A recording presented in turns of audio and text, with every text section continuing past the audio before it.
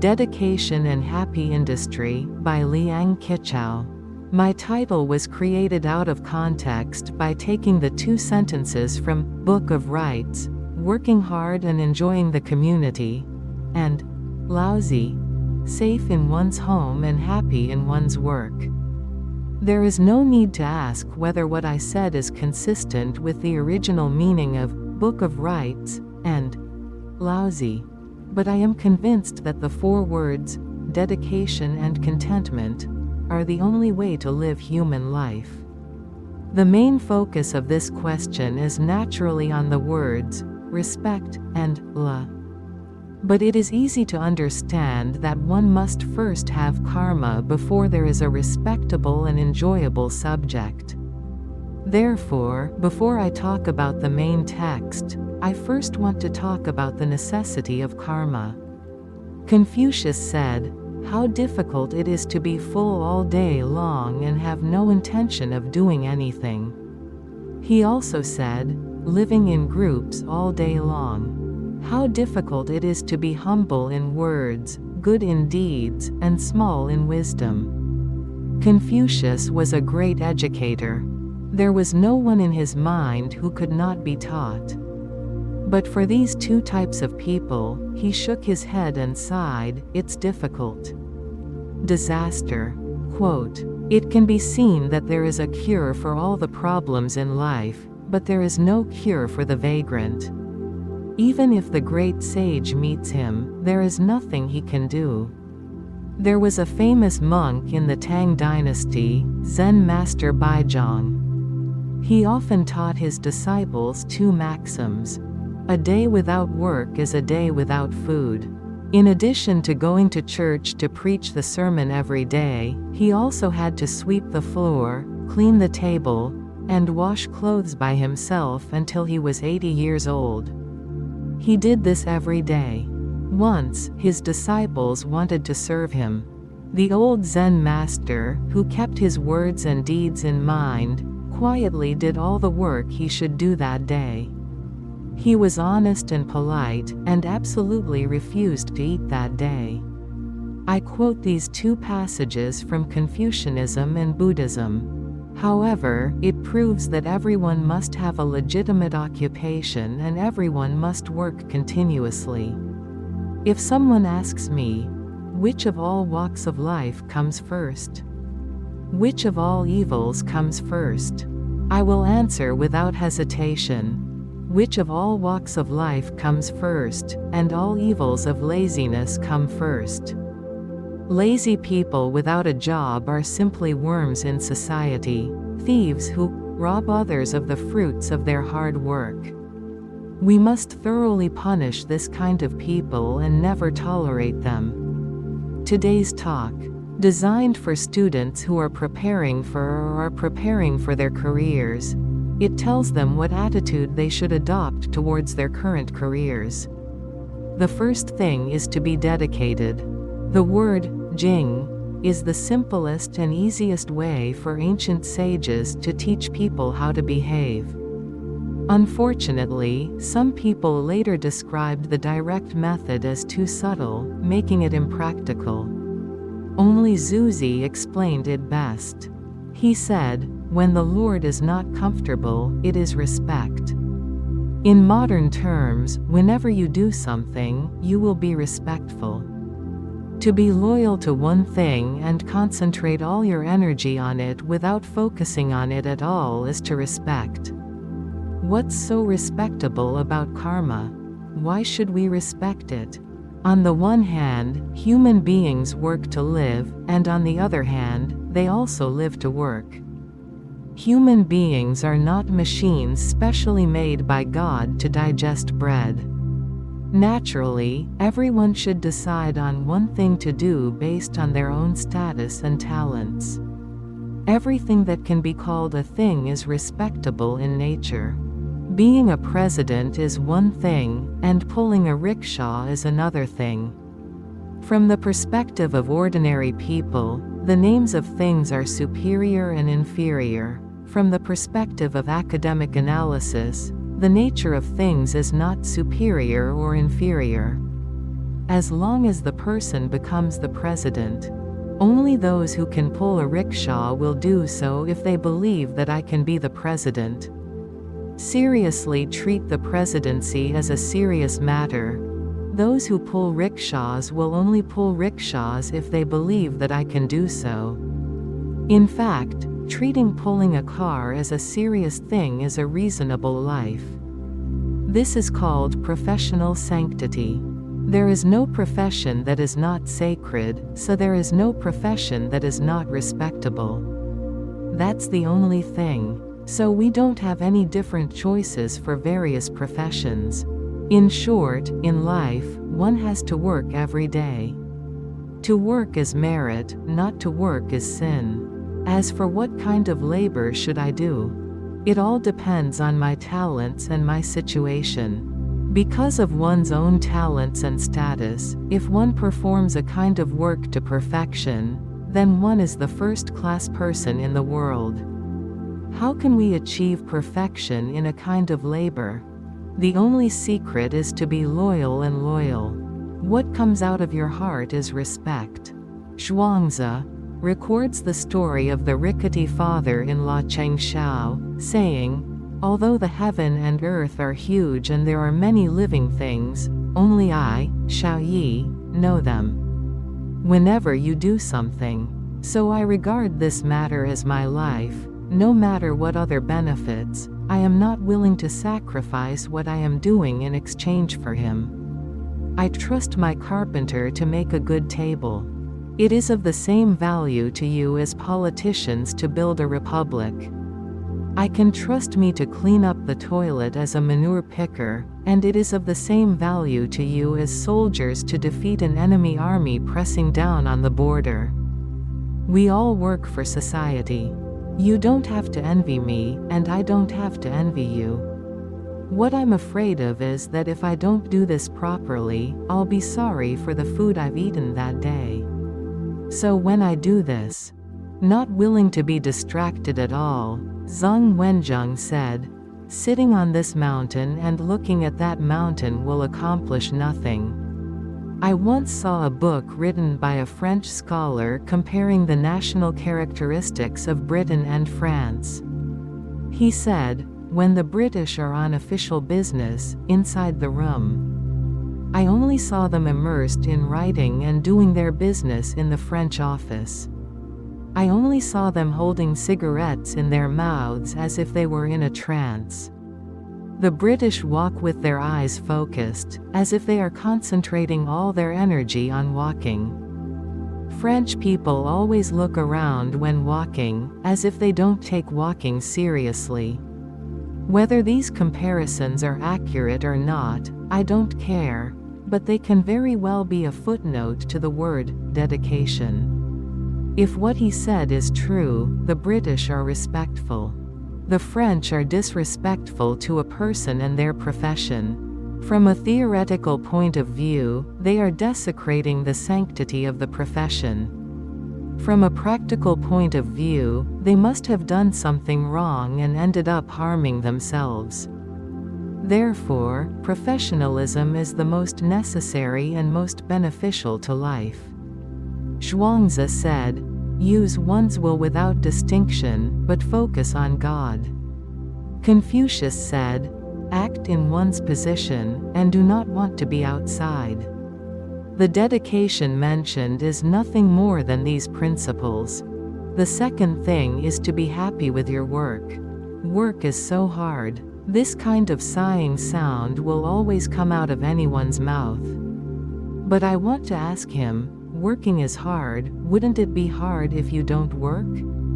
Today's hot weather. I am shouting here to break my throat. Please listen with your ears open. Some people look at us and feel miserable. On the other hand, if we gamble and eat wine, aren't we just wasting our minds and working hard? Isn't it bitter? It should be noted that happiness and suffering are all in the subjective mind and not in objective things.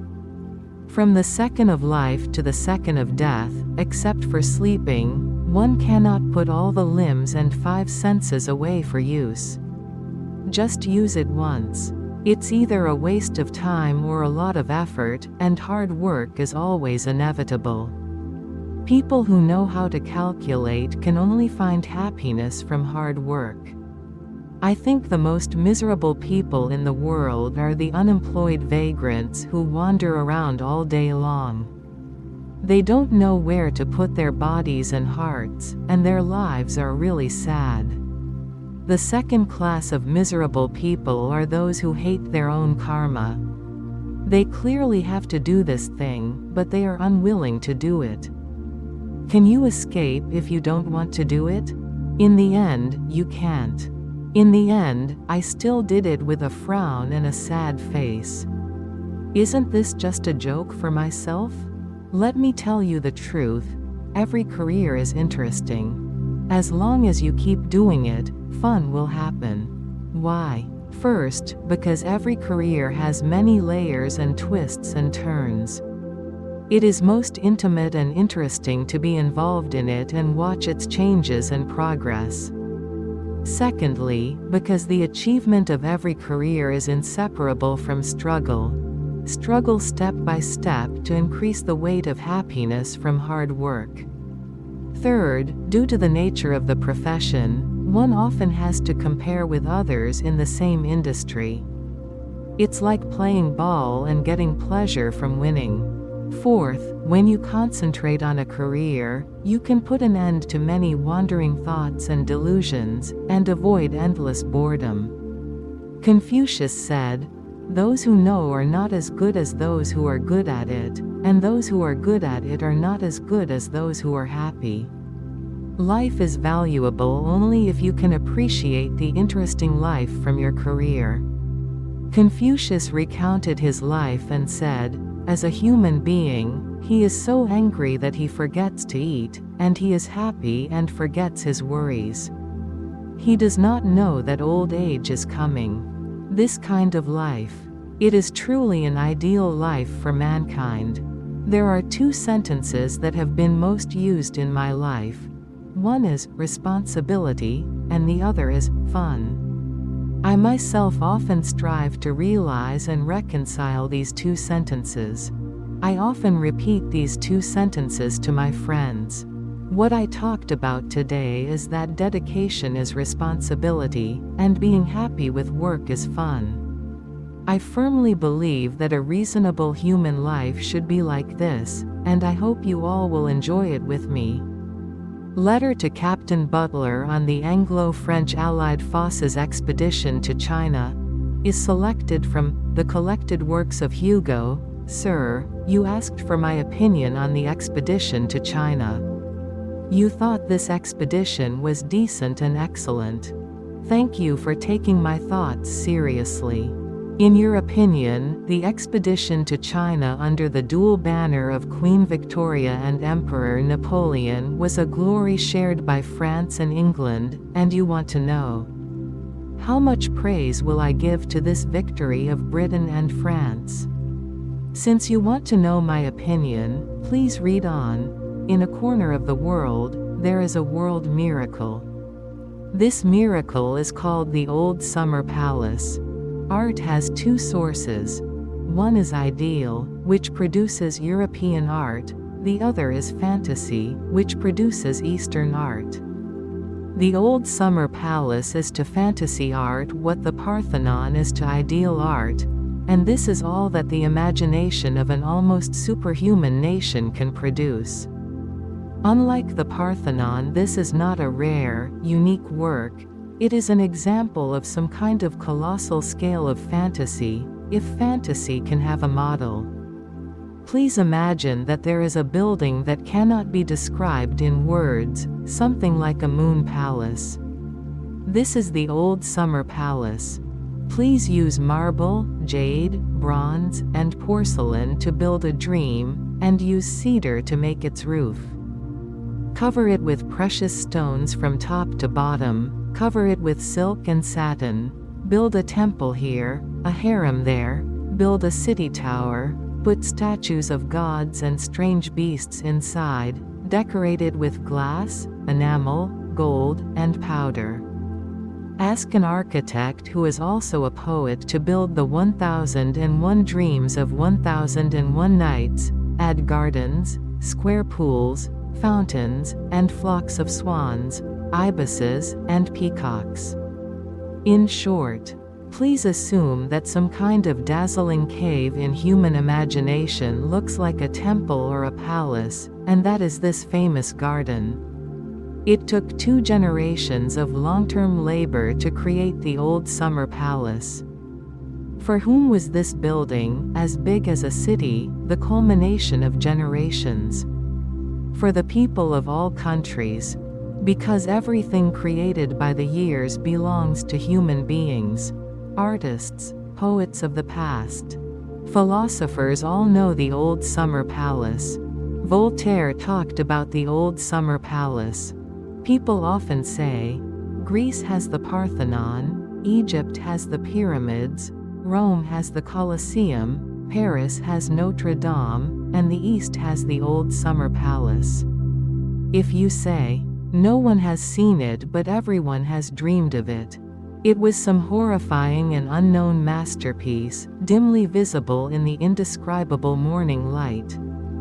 The miracle of the silhouette of Asian civilization glimpsed on the horizon of European civilization has disappeared. One day, 2 robbers from Europe broke into the old summer palace. A robber plunders property. After the other robber seemed successful in setting the fire, he was able to start stealing. They carried out a large-scale looting of the old summer palace, and the loot was divided equally between the 2 victors. We saw. This whole incident is also related to Elgin's name.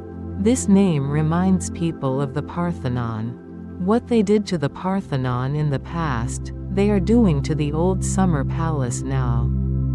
The only difference is that it is done more thoroughly and beautifully, so that nothing remains. The treasures of all the cathedrals of Europe, perhaps, could not be equaled by this marvelous and splendid museum of the East. There are not only art treasures but also a large number of gold and silver products. Great achievements. The harvest is huge. Of the 2 victors, one can see that his pockets are full, and the other's suitcases are full. They hold hands. This is the story of these 2 robbers who returned to Europe with a smile. We Europeans are civilized people, and the Chinese are barbarians in our eyes. This is what civilization does to barbarism. The 2 robbers who will be punished by history are called France and England. However, I want to protest and thank you for giving me such an opportunity to protest. The crime of those who govern is not the fault of those who govern. Governments can sometimes be robbers, but people can never be robbers. France swallowed half the spoils of this victory, and today, the empire actually naively thought that it was the real owner and put the magnificent rags of the old summer palace on display. I hope that one day, the liberated and clean France will return this loot to the plundered China, and that is the real owner. Now, I confirm, there was a theft and there were 2 thieves. Gentlemen, the above is all my praise for the expedition to China. Victor Hugo lived in Gaochang on November 25, 1861. Hometown, author, Lu Xun. I braved the severe cold. Go back to my hometown, which is more than 2,000 miles apart and has been away for more than 20 years. Since it was late winter, as we approached my hometown, the weather became gloomy again. The cold wind blew into the cabin, making a whining sound. Looking out from the slit, under the pale yellow sky, there are several desolate deserted villages far and near, without any vitality. My heart couldn't help but feel sad. Ah, isn't this the hometown I remember from time to time in the past 20 years? The hometown I remember is nothing like this. My hometown is much better. But if I were to remember his beauty and describe his good qualities, I would have no images or words. It seems like that's it.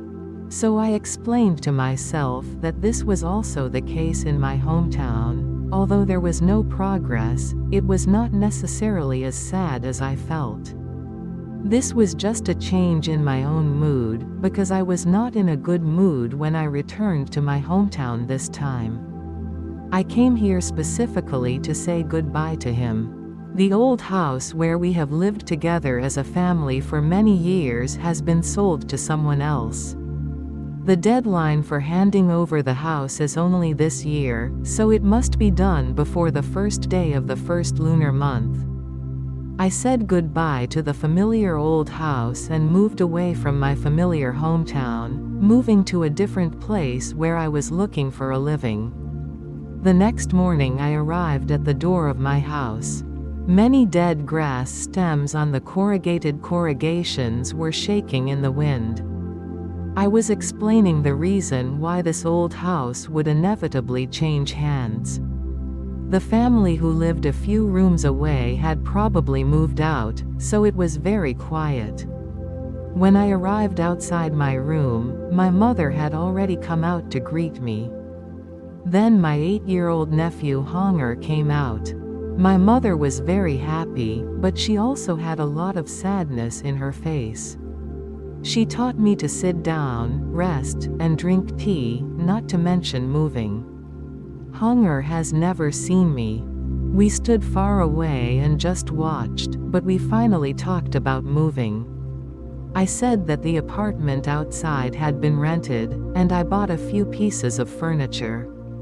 In addition, I had to sell all the wooden furniture in the house and add more. Mother also agreed, and the luggage had been gathered together. The wooden items that were difficult to carry were mostly sold, but they couldn't collect the money. You take a day or two to rest and visit your relatives and family, and then we can leave. Mother said. Open corner bracket. Yes, there is also Runtu. Every time he comes to my house, he always asks about you and wants to see you. I have informed him of the approximate date of your arrival. He may be coming soon. At this time, a magical picture suddenly flashed into my mind. A golden full moon hung in the deep blue sky, and below was the sandy land by the seaside, with endless green watermelons planted there. In the meantime, there was an 11 or 12-year-old boy with a silver ring on his neck, a steel fork in his hand, and he stabbed a harpoon with all his strength, but the harpoon twisted its body and escaped from his crotch. This young man is Runtu. I was only over 10 years old when I met him, which was nearly 30 years ago. At that time, my father was still alive and my family was well off, so I was just a young master. That year, my family held a big sacrifice. This sacrifice. It is said that it takes more than 30 years to have a turn, so it is very solemn. In the first month of the year, there are many offerings to the ancestors, and the sacrificial vessels are very particular. There are also many worshippers, and the sacrificial vessels must be guarded against theft. My family only has one busy month. There are 3 types of workers here. Those who work for a certain family throughout the year are called long-term workers. Those who work for others on a daily basis are called short-term workers. Those who also farm their own land. He only came to work for a certain family during the New Year and festivals and during rent collection. He was too busy during the busy month, so he told his father that he could ask his son Runtu to take care of the sacrificial vessels. My father allowed it. I am also very happy because I have heard the name Runtu for a long time, and I know that he is the same age as me, born in a leap month, and the 5 elements lack earth, so his father called him Runtu. He can pretend to be a bird and catch small birds. So I look forward to the arrival of the new year every day, and Runtu will also arrive. Finally, at the end of the year, one day, my mother told me that Runtu was coming, so I ran to see her. He is in the kitchen, with a round purple face. He wears a small felt hat and a bright silver collar around his neck. This shows that his father loves him very much and is afraid that he will die, so he made a wish in front of the gods and Buddhas and tied him with the collar. He is very shy when meeting people. He was just not afraid that I would talk to me when there was no one else around, so within half a day, we became familiar with each other. We didn't know what we talked about at that time. I just remember that Runtu was very happy and said that after going to the city, after seeing many things I had never seen before, I asked him to catch birds the next day. He said, "This can't be done. It must snow heavily." It snowed on our sandy ground, so I cleared a clearing and used a short stick to prop up a large bamboo plaque. When I was sowing grain and watching the birds come to eat, I just pulled the rope tied to the stick from a distance, and the birds were covered under the bamboo plaque. There is everything: rice chicken, horned chicken, swan, blue-backed. So I looked forward to snowing again. Runtu said to me again, "It's too cold now. Come to our place in the summer. We go to the beach to pick up shells during the day. There are red and green ones, there are ghosts, and there are also guanyin hands. In the evening, my father and I will take care of the watermelons. You go too. Do you care about thieves?" No. When a pedestrian is thirsty, he picks a melon and eats it. We don't count it as stealing here. What we need to care about are badgers, pigs, hedgehogs, and harpies. Under the moon, listen, there is a la-la sound, and harpies are coming. It's time to bite the melon. Then you pinch the hacha. Walking gently, I didn't know what this so-called animal was at that time, and I still don't know it now. I just felt that it looked like a puppy and was very ferocious for no reason. Don't he bite people? He has a hacha. When you get there and see a harpoon, stab it. This beast is very smart. It ran towards you but escaped from under your crotch. His fur is as smooth as oil. I never knew there were so many new things in the world. There are such colorful shell watermelons on the beach and such dangerous experiences. I only knew that they were sold in fruit shops. In our sandy land, when the tide is coming, there are many jumping fish just jumping. They all have 2 legs like frogs. There are endless strange things in Runtu's heart, which are unknown to my ordinary friends. They didn't know something. When Runtu was at the seaside, like me, they all only saw the sky at the 4 corners of the high wall in the yard. Unfortunately, the first month had passed, and Runtu had to go home. I was so anxious that I cried, and he also hid in the kitchen, crying and refusing to go out. But he was finally taken away by his father. He later asked his father to bring me a pack of shells and some nice bird feathers. I also gave him things once or twice, but we never saw him again. Now my mother brought up her memories of my time here, and suddenly everything came to life like lightning, and she seemed to see my beautiful hometown. I responded, "That's great." How? His situation was also very unsatisfactory. Mother said and looked outside the room, "These people are here again. They said they were buying wooden utensils and they just took them away casually. I have to go and have a look." Mother stood up and went out. There were several women's voices outside the door, so I called Hunger to come closer and chat with him. I asked him if he could write and if he was willing to go out.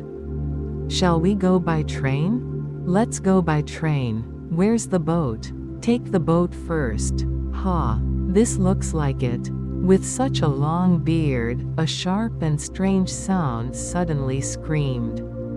I was startled and quickly raised my head, only to see a woman in her 50s with protruding cheekbones and thin lips standing in front of me, her hands on her hips. With her legs open without a skirt, she looked like a lonely compass in a drawing instrument. I was stunned. Don't you recognize me? I even hugged you. I became even more stunned. Fortunately, my mother also came in. A neighbor said, he has been away for many years and has forgotten all about it. You should remember it, and then he said to me, this is the second sister-in-law Yang across the door. Who owns a tofu shop. Oh, I remember. When I was a child. In the tofu shop diagonally across the door, there is indeed a Mrs. Yang who sits all day long and everyone calls her tofu chishi. But with white powder on my face, my cheekbones are not so high, my lips are not so thin, and I sit all day long. I have never seen this compass-like posture before. People said at that time, because the business of this tofu shop is very good. But probably because of my age, I was not influenced at all. So he completely forgot about the fact that the compass was very uneven, showing a look of disdain, as if he was mocking the French for not knowing Napoleon and the Americans for not knowing Washington. He sneered and said, "Forgot? This is really a noble person." Quote, "Then I will." I stood up in fear and said, "Then, let me tell you. Brother Shuan, you are rich and cumbersome to move. If you want these broken wooden utensils, let me take them. Our small family needs it." Quote, "I'm not rich. I have to sell these and go." Ah, you have released the Taoist platform, and you still don't think you are rich? You now have a concubine with 3 bedrooms and a sedan with 8 carriages when you go out. Isn't that rich? Scared, nothing can be hidden from me. Quote, I knew I had nothing to say, so I shut up and stood silently. The richer you are, the more unwilling you are to relax. The more unwilling you are to relax, the richer you are. Companion turned around angrily. While talking coquettishly, he slowly walked out, stuffed a pair of my mother's gloves into the waistband of his trousers, and went out. After that, my family and relatives from nearby came to visit me. While I was socializing, I packed some luggage in my spare time and spent 3 or 4 days like this. One day it was a very cold afternoon. After lunch, I was sitting drinking tea. I felt someone came in outside, so I turned back to look. When I looked at it, I couldn't help but stand up in panic and walked towards him. This is Runtu. Although I knew it was Runtu as soon as I saw it, it was not the Runtu in my memory. He doubled in size. The previously round purple face has turned grayish-yellow and has deep wrinkles. His eyes are also swollen and red like his father's. I know that people who farm by the sea are exposed to the sea breeze all day long. It's probably like this. He wears a broken felt hat on his head, and only a very thin cotton coat on his body, which is wrapped around his body. He is holding a paper bag and a long cigarette pipe in his hand. The hand was not the red and round hand I remembered, but it was thick, clumsy and cracked, like pine bark. I was very excited at this time, but I didn't know what to say. I just said, Brother Runtu, you are here? Then I had many words that I wanted to say in succession: horned chickens, jumping fish, shells, quails, etc. But I always felt like they were being blocked by something, just whirling in my head and unable to speak out. He stood still. There was a look of joy and desolation on his face, and he moved his lips, but made no sound. His attitude finally became respectful, and he shouted clearly, "Master." I seemed to shudder. I knew. There has been a sadly thick barrier between us, and I am speechless. He turned around and said, "Shui Sheng, kowtow to the master." Then he dragged out the child hiding behind him. This was none other than Runtu from 20 years ago. It's just that Huang is thinner and doesn't have a silver ring on his neck. This is the 5th child. He has never seen the world and is hiding. Mother and Hunger came downstairs, and they probably heard the sound. Old lady. I received the letter a long time ago and I really like it. Knowing that the master is back, Runtu said, "Ah, why are you so polite? Didn't you call me brother before?" "Still the same, brother Shuan." Mother said happily. "Ah, the old lady is really. What kind of rule is this?" I was a child at that time and was ignorant. Runtu said, and asked Shusheng to come up and do some arching, but the child was shy and clung to his back. Is he Shusheng, the 5th? It's no wonder that they are all afraid of strangers. Hunger should go for a walk with him. My mother said. When Hunger heard this, he came to recruit Shusheng, but Shusheng went out with him easily. His mother asked Runtu to sit down. After hesitating for a while, he finally sat down, leaned the long pipe against the table, handed over the paper bag, and said, "There is nothing left in the winter. These dried green beans are dried in the sun at home, sir." I asked him about his situation and he just shook his head. It's very difficult. The 6th child also helps, but there is always not enough to eat. And there is no peace. Everything requires money, and there are no regulations, and the harvest is bad. Plant things, pick them and sell them. You have to donate money several times and lose the money. If you don't sell it, it will just rot. He just shook his head. Although there were many wrinkles on his face, it was completely motionless, like a stone statue. He probably just felt bitter, but I can't describe it either. After a moment of silence, he picked up the pipe and started smoking silently. His mother asked him, knowing that he was busy with family affairs and had to go back tomorrow, and he had not had lunch, so she asked him to go to the kitchen and eat fried rice. After he left, my mother and I both lamented his situation. Having many children, famine, exorbitant taxes, soldiers, bandits, officials, and gentry, all of which made him look like a puppet. My mother told me that anything that doesn't need to be moved can be given to him. In the afternoon, he picked several things: 2 long tables, 4 chairs, a pair of incense burners and candlesticks, and a lifting scale. He also wanted all the straw ashes. We cook rice here by burning straw. The ash can be used as fertilizer for the sand, and when we set off, he used the boat to carry it. At night, we talked some more, but it was all insignificant. The next morning, he took Shui Sheng back. Another 9 days passed before our departure date. Runtu arrived in the morning. Shusheng did not come with him, but he only took his 5-year-old daughter to take charge of the boat. We are busy all day long and have no time to chat. There were also many visitors, some seeing off, some picking up things, and some seeing off and picking up things at the same time.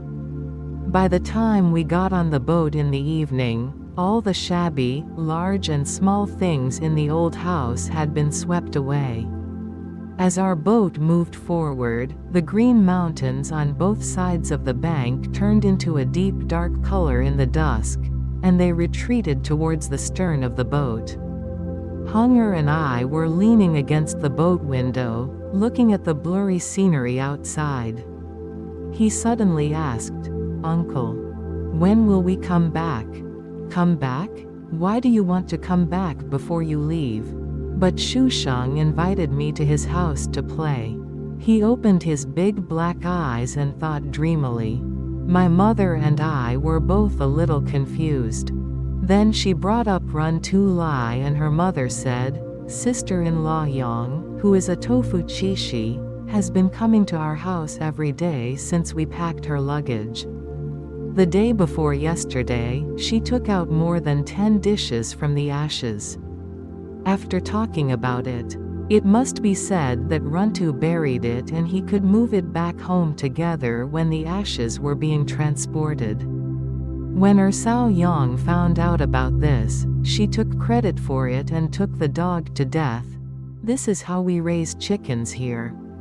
Utensils. There was a fence on top of the wooden plate to hold food.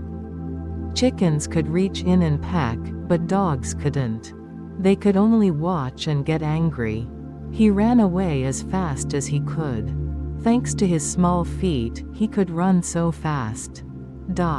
The old house is getting farther and farther away from me, and the mountains and rivers of my hometown are gradually moving away from me, but I don't feel any nostalgia.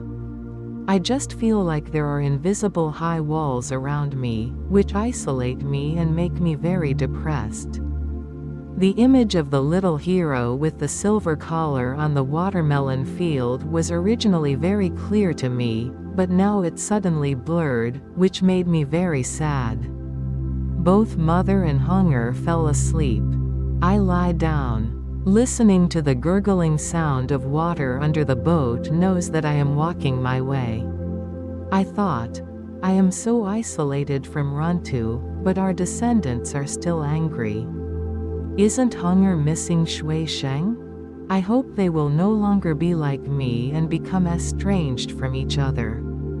However, I don't want them to live like my hard work just because they want to be the same, nor do I want them to live like Runtu's hard work and be numb.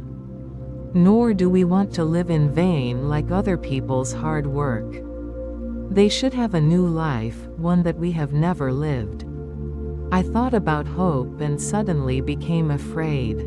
When Runtu asked for the incense burner and candlestick, I also secretly laughed at him for thinking that he always worships idols and never forgets them. Now what I call hope isn't it also an idol made by myself? It's just that his wish is close, while my wish is far away. In my hazy eyes, a piece of green sand on the seashore spread out, with a golden full moon hanging in the deep blue sky above. I think, hope does not matter whether it exists or not. This is like the way of the earth. In fact, when there are many people walking on the ground, there is no road, so it becomes a road.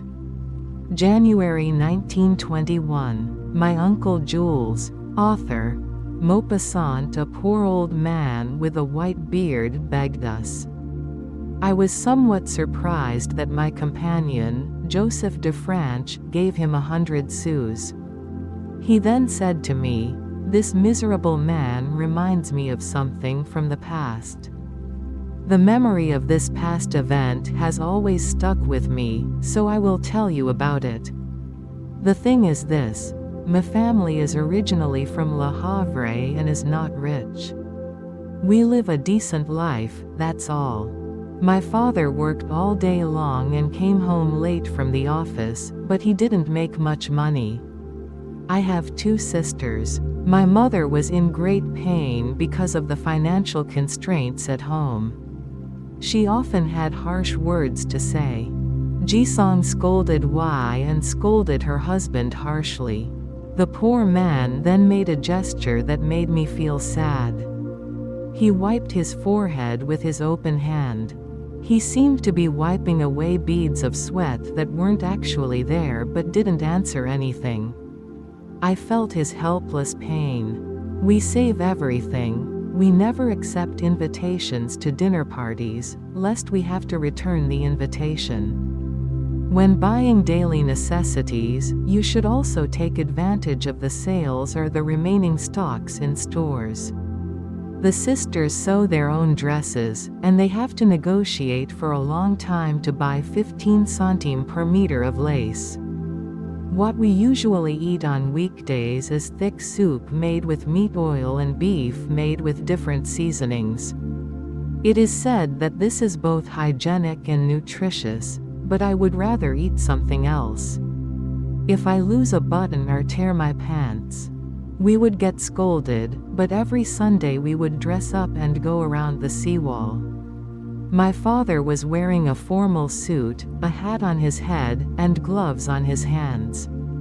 Stretching out his arms for his mother to hold, his mother is wearing heavy makeup, like a ship with colorful flags on a festival. The sisters are always the first to get ready, just waiting for the order to set off, but at the last moment. I always found an unnoticed stain on the father's dress, so I quickly found a cloth dipped in gasoline to wipe it off. My father still had the top hat on his head. She took off her coat, exposed her waistcoat and shirt, and waited for them to finish the operation. At this time, her mother had already put on her myopia glasses, took off her gloves to avoid getting dirty, and was very busy. The whole family set out on the road grandly. The sisters walked in front arm in arm. They have all reached the age of marriage, so their parents often take them to show their faces in the city. I walked on my mother's left and my father on her right. I still remember the bluff stiffness and solemn demeanor of my poor parents as they took their Sunday walks. They walked forward with heavy steps, their backs straight.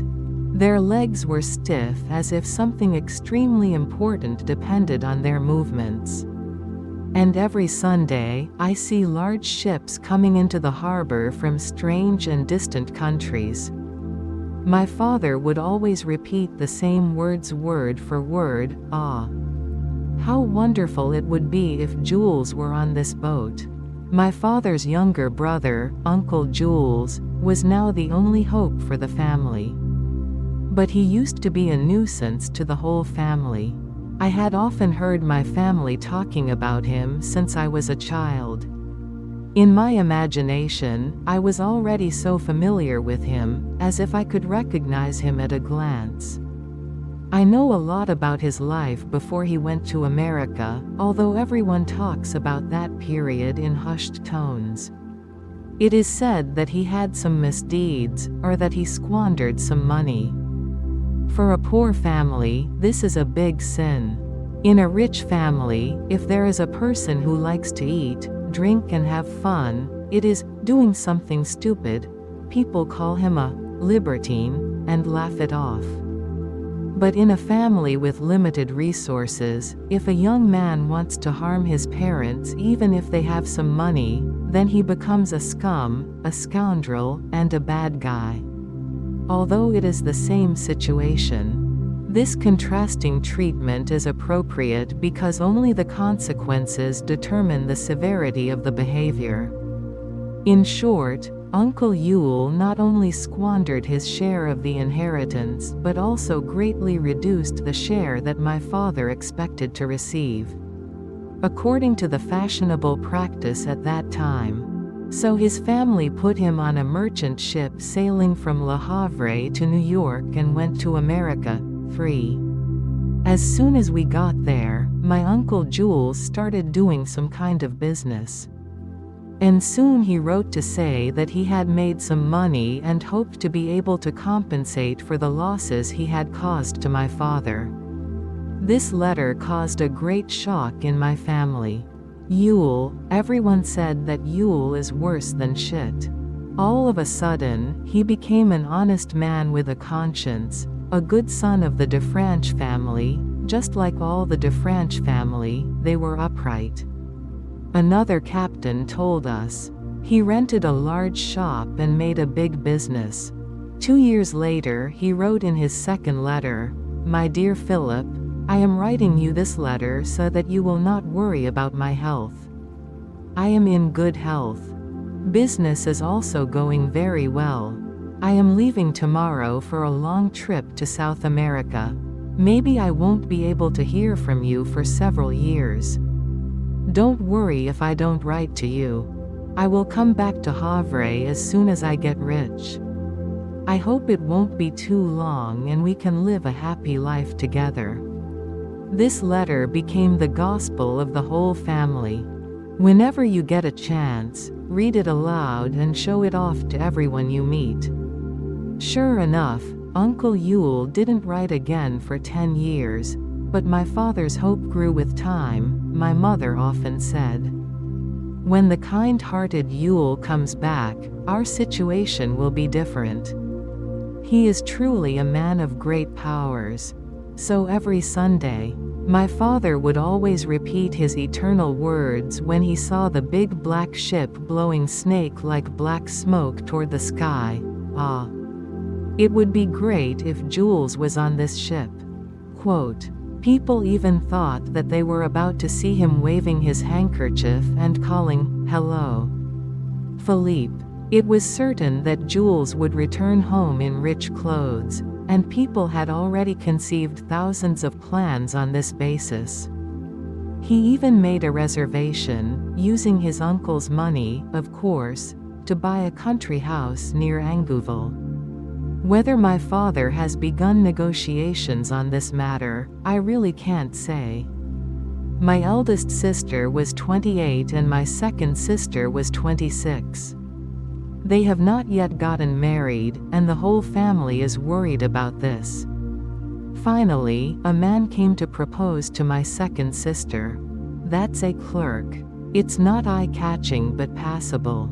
I have always believed that it was because I read him Uncle Jules' letter one night that the young man stopped hesitating and made up his mind.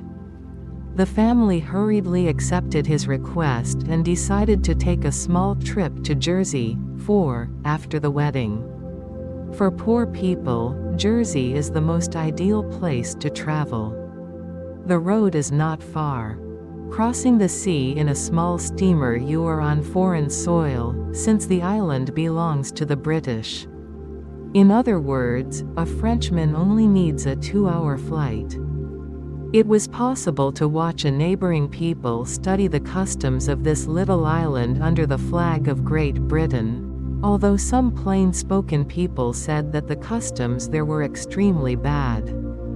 This trip to Jersey became the thing we never forgot, the only thing we looked forward to, haunting our dreams every moment. We finally set off. I recall the scene as vividly as if it happened yesterday. The ship docked at Granville Pier, waiting to be fired.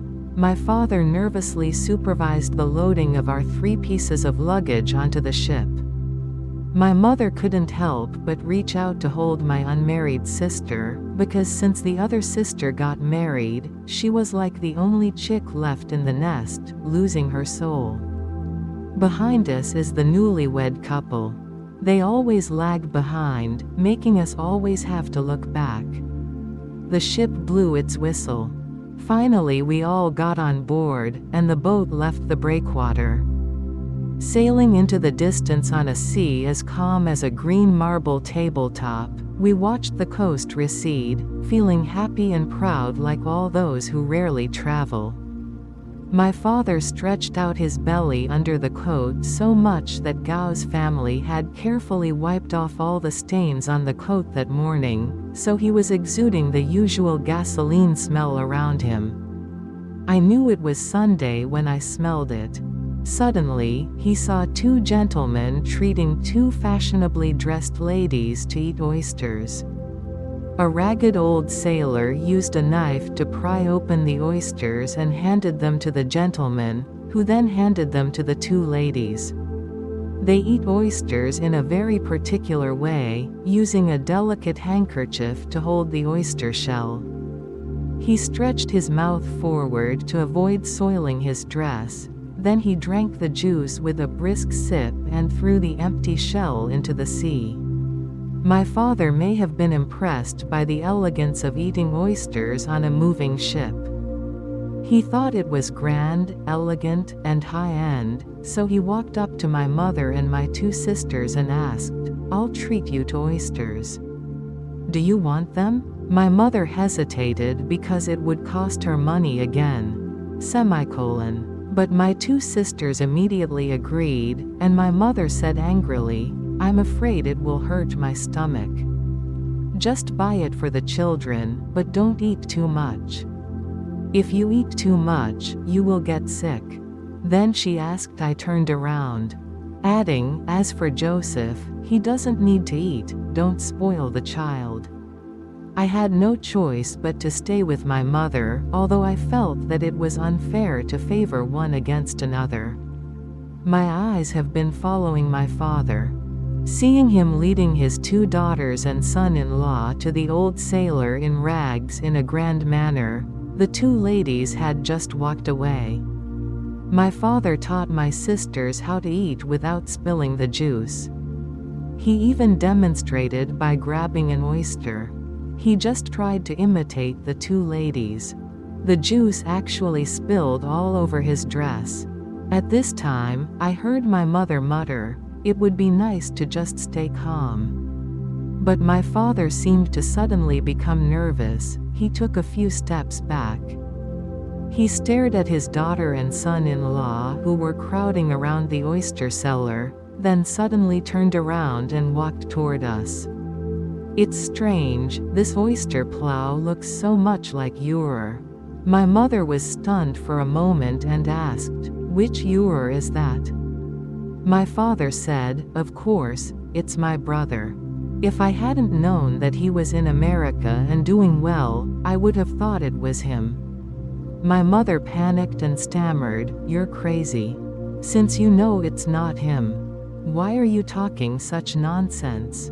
But my father insisted, "Clarice, go and see that man. It's better if you go and see with your own eyes and find out." She stood up and walked to her two daughters. I was also looking at that person. He was old, dirty, and wrinkled, and his eyes never took off from the work he was doing. "Mother is back." I could tell she was shaking. She said hurriedly, "I think it's him. Go and ask the captain and be careful. Now, don't let this scoundrel stick to us again." My father went quickly, and I went with him. I felt extremely excited inside. The captain is a tall, thin gentleman with a long beard. He is pacing on the bridge at the moment. Looking at his arrogant look, he seems to be commanding a cruise ship bound for India. My father politely came up to chat with him, complimenting him and asking him questions related to his profession. How big is Jersey? What is produced? How many residents are there? What are the customs and habits like, and how is the soil quality? And so on. Outsiders thought they were talking about at least the United States of America. Then they spoke of the ship in which we were traveling, which was called the Express. Then the conversation turned to the last part of the crew, and my father asked with some embarrassment, "There is an old man selling oysters on your ship. He looks very interesting. Do you know anything about this tramp?" This long conversation finally made the captain impatient, and he replied dryly, "This old tramp is a Frenchman. I met him in America last year and took him back home. It is said that he had relatives in Le Havre, but he refused to go back to them because he owed them money.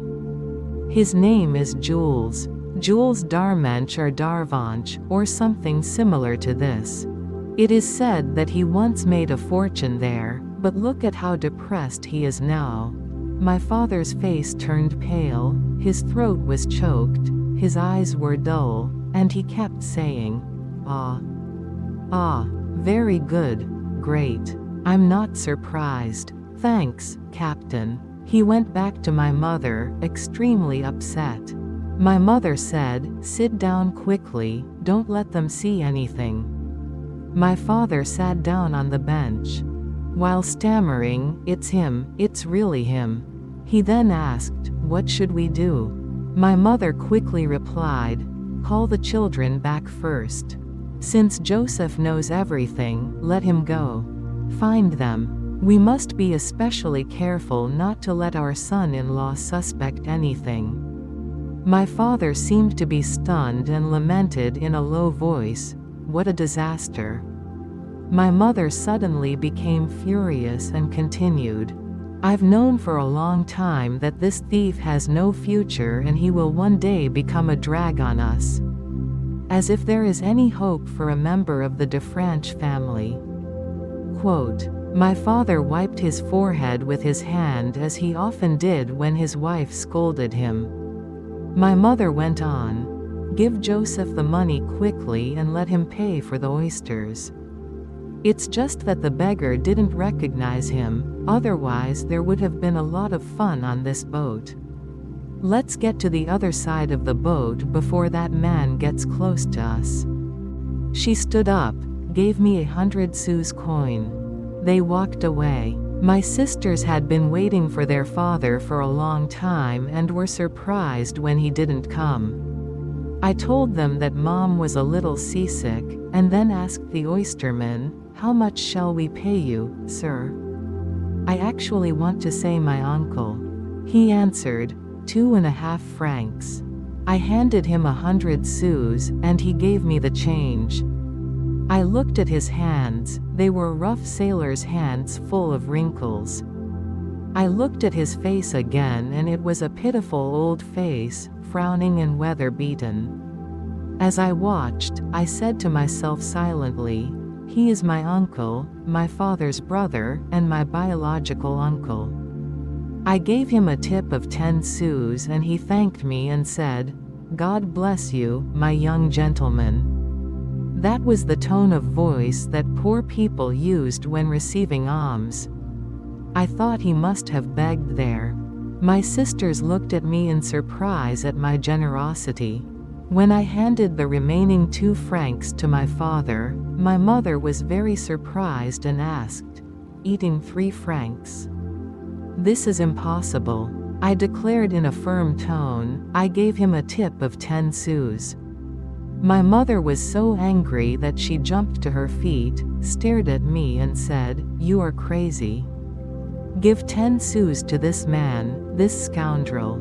She stopped when her father winked at her son-in-law and asked her to pay attention to him. After that, everyone was silent. Ahead of us, on the horizon, a purple shadow seems to emerge from the sea, that is Jersey. As the boat approached the breakwater, a strong desire arose in my heart to see my Uncle Jules again. Go up to him and say a few words of comfort and thoughtfulness to him. However, no one eats oysters anymore, so others are gone. We must have gone down to the depths of the foul-smelling hold where the poor man lived. We came back on the Saint Malo, in order to avoid encountering him again. My mother was furious. I never saw my father's brother again, and that's why you'll still see me sometimes giving 100 sous to a tramp. Have the Chinese lost their self-confidence? Author. Lu Xuan's public words. It seems that 2 years ago, we always boasted about the vast land and abundant resources, which was a fact. Soon we no longer boasted about it, and only hoped for the League of Nations, which was also a fact. Now we neither boast about ourselves. I don't believe that the League of Nations has been changed to a single flavor to pray to God and worship Buddha, and to cherish the past and hurt the present. But this is also a fact. So some people lamented, the Chinese people have lost their self-confidence. As far as documents are concerned, confidence has been lost long ago. I believed in land and things before, and later I believed in the League of Nations, but I never believed in self. If this can be considered a kind of faith, it can only be said that the Chinese people once had their confidence. Since they were disappointed with the League of Nations, they have lost this confidence.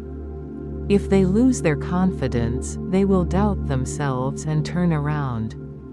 Perhaps being able to just believe in oneself is a new path, but unfortunately, it gradually becomes cryptic. If you believe that land and things are still tangible things, the League of Nations is unclear. However, this can also make people realize the unreliability of relying on it soon. Once they come to ask for God and worship Buddha, they can end up with Xuanxu, and it may be beneficial. It's harmful.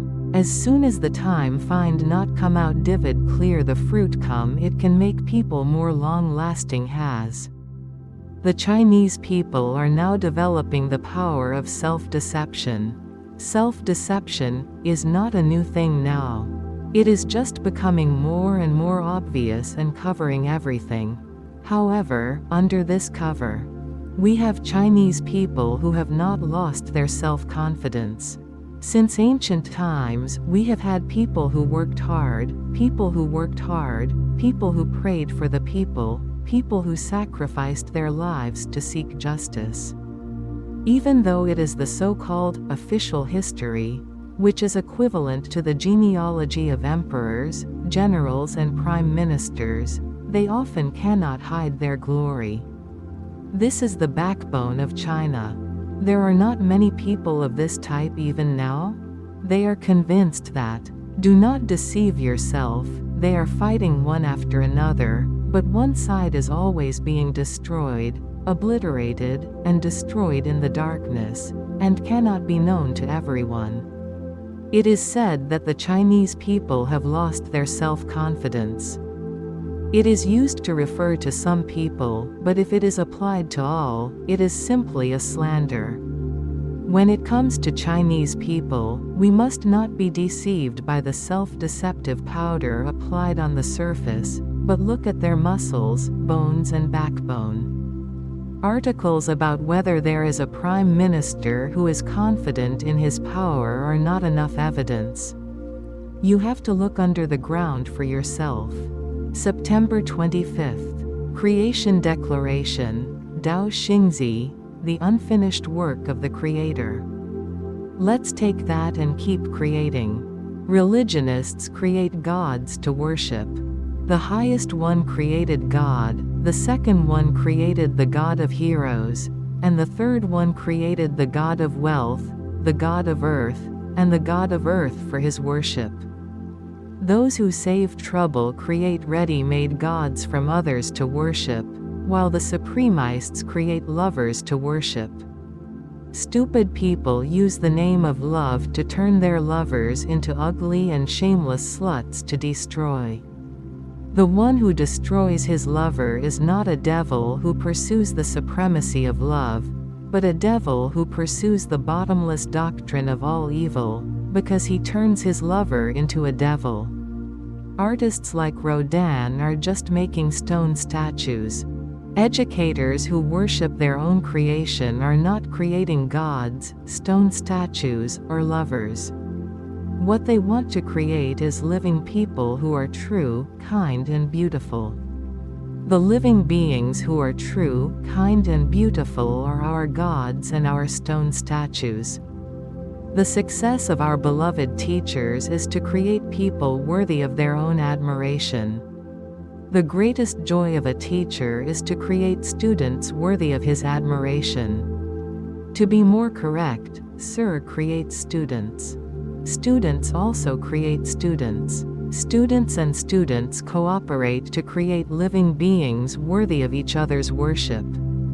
If an ugly living person is created, it will not only be a failure of the statue, but also a failure of those who collaborated in the statue.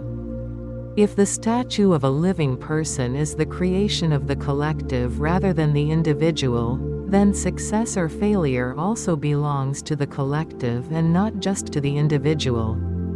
In a group, each statue of a living person is struck by a knife from this person, a knife from that person. Sometimes thousands of knives are fired at the same time. If the sword technique does not match the rhythm of the symphony, there will be scars everywhere. However, it is difficult to become a living statue of truth, goodness and beauty. In the symphony of sword skills, any noise thrown into it will slander the entire harmony. Educators should also create creative theories and techniques worthy of their own worship. There is a slight difference between living statues and marble statues. If the knife technique is not used correctly, everything can be destroyed. If the knife technique is used correctly, it will be one stroke and the finishing touch. Some people say, the environment is too ordinary to create. An ordinary piece of paper is nothing more than a blank piece of paper. Bada Shanren painted a few strokes of his brush and turned it into a precious masterpiece. Ordinary things are nothing more than a stone that in Phidias' hands can become an immortal statue in the hands of Michelangelo. Some people say, life is too monotonous to be creative. Nothing is more monotonous than being in jail. But it was in prison that the Song of Righteousness was born, the national anthem of the Soviet Union was born, and the autobiography of Nehru was born. Nothing is more monotonous than the desert, and Lesseps. It was possible to build the Suez Canal in the desert to connect the Mediterranean and the Red Sea. It's not as boring as a meat bun shop, but here, ordinary and great Pinglao Jing is born. It can be seen that being ordinary and monotonous is just an excuse for lazy people. It is no longer ordinary or monotonous, and there is no need to create. We want to create extraordinary out of the ordinary, create extraordinary out of the monotonous. Someone said, he is too young to create, but he laughs at the name of a young graduate student. But when you combine Mozart, Edison, and Pascal, who broke through his father's mathematical blockade, his childhood research life was turned over to him and he was speechless again. Some people say, I am too incompetent to create, but the dull Zheng Shen passed down Confucius orthodoxy. The illiterate Huaneng, Wei Neng, who passed on Huang Mei's teachings, said, people of lower level have the wisdom of superiority. How can we give up on ourselves? It can be seen that incompetence is also an excuse. Silkworms eat mulberry leaves and can still spin silk. How can it be that we eat rice every day, in addition to making excrement? Do you have nothing to contribute? 8. Some people say, we're at the end of our rope, have no way out, are in a desperate situation, just waiting to die, and cannot create. However, Xuanzang, who faced 81 difficulties, finally obtained the Buddhist scriptures. Food and water were cut off. Columbus, who was betrayed and separated from his relatives, finally discovered America. Mozart, who was under the triple oppression of freezing and starvation disease, finally wrote the Requiem. Despair is a coward's fantasy. Goethe said, without courage, everything is lost. Yes, the way out is something that requires courage to step out and create. This is only half the truth. When a hero has no use for anything, in addition to the acts of fearlessness, he must also have the sword of wisdom, the faith and will of King Kong. Only by opening up a way out can we find a way to survive. As the old saying goes, if you are poor, you will change, and if you change, you will be successful. You must have wisdom to know how to become successful, and you must have a fearless spirit and the belief and will of King Kong to become successful. So, everywhere is a place of creation, and every day is a time of creation. Everyone is a creative person. Let us at least take 2 steps, take 1 step back, and move towards the road of creation. Like water on the eaves, dripping through the steps and stones bit by bit. Bit by bit creation is not as good as overall creation, but don't underestimate bit by bit creation and just watch the big creation fall from the sky. The woodcutter in Dongshan cut all the thatch in Dongshan, and went to Mount Tai to cut the thatch. The first impression that Mount Tai gave him was that there was not as much thatch as Dongshan. The Jingxi Valley, and wordless monument, on Mount Tai, the Temple of 6 Sages, and Jade Emperor Peak, and the strange peaks, rocks and waterfalls carved by nature. Domesticated birds, animals, and insects. And the big trees that farmers have planted for future generations for thousands of years are of no use to him, which is equivalent to not seeing it. As for the state of climbing Mount Tai and minimizing the world, I can't see it because I am eager to cut the thatch. Every time he went up the mountain, he pooped a lot, came down the mountain to urinate, and carried a load of thatch home. Urine and feces are his contribution to Mount Tai, and thatch is his harvest from Mount Tai. Thatch is an ordinary grass.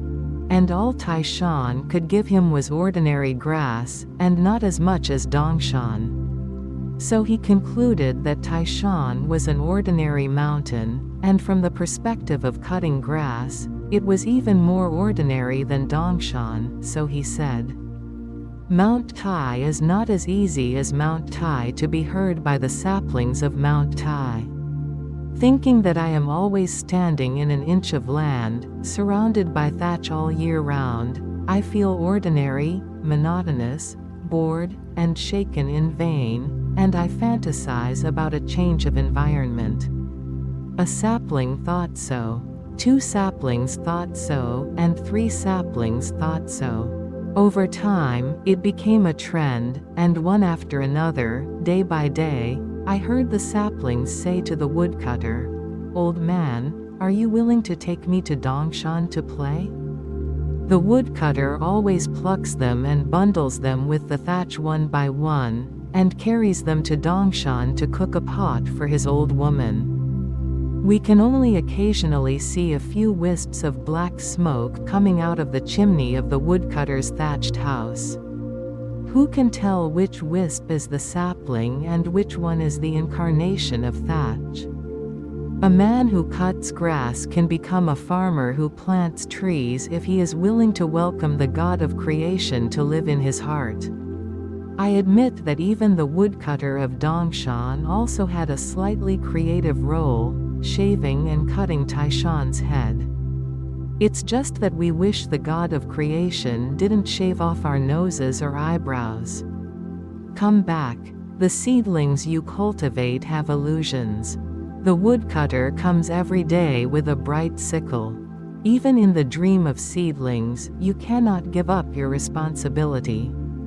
As long as you are willing to come back, we are willing to dedicate everything to you, our sweat, our blood, our hearts, and our lives.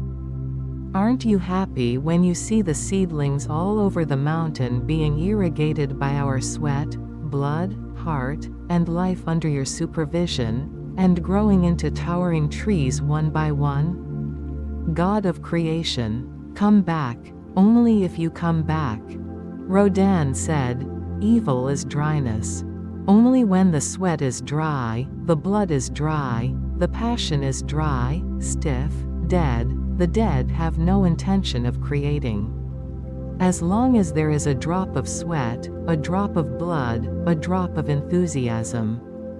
Even the palace where the God of creation loves to live can bloom the flowers of creation, bear the fruits of creation, and multiply the forest of creation. Wise birth date guide Shi Nayan, Ming Dynasty, the next morning, at the 5th watch. In the mansion, all the burdens were placed in front of the hall.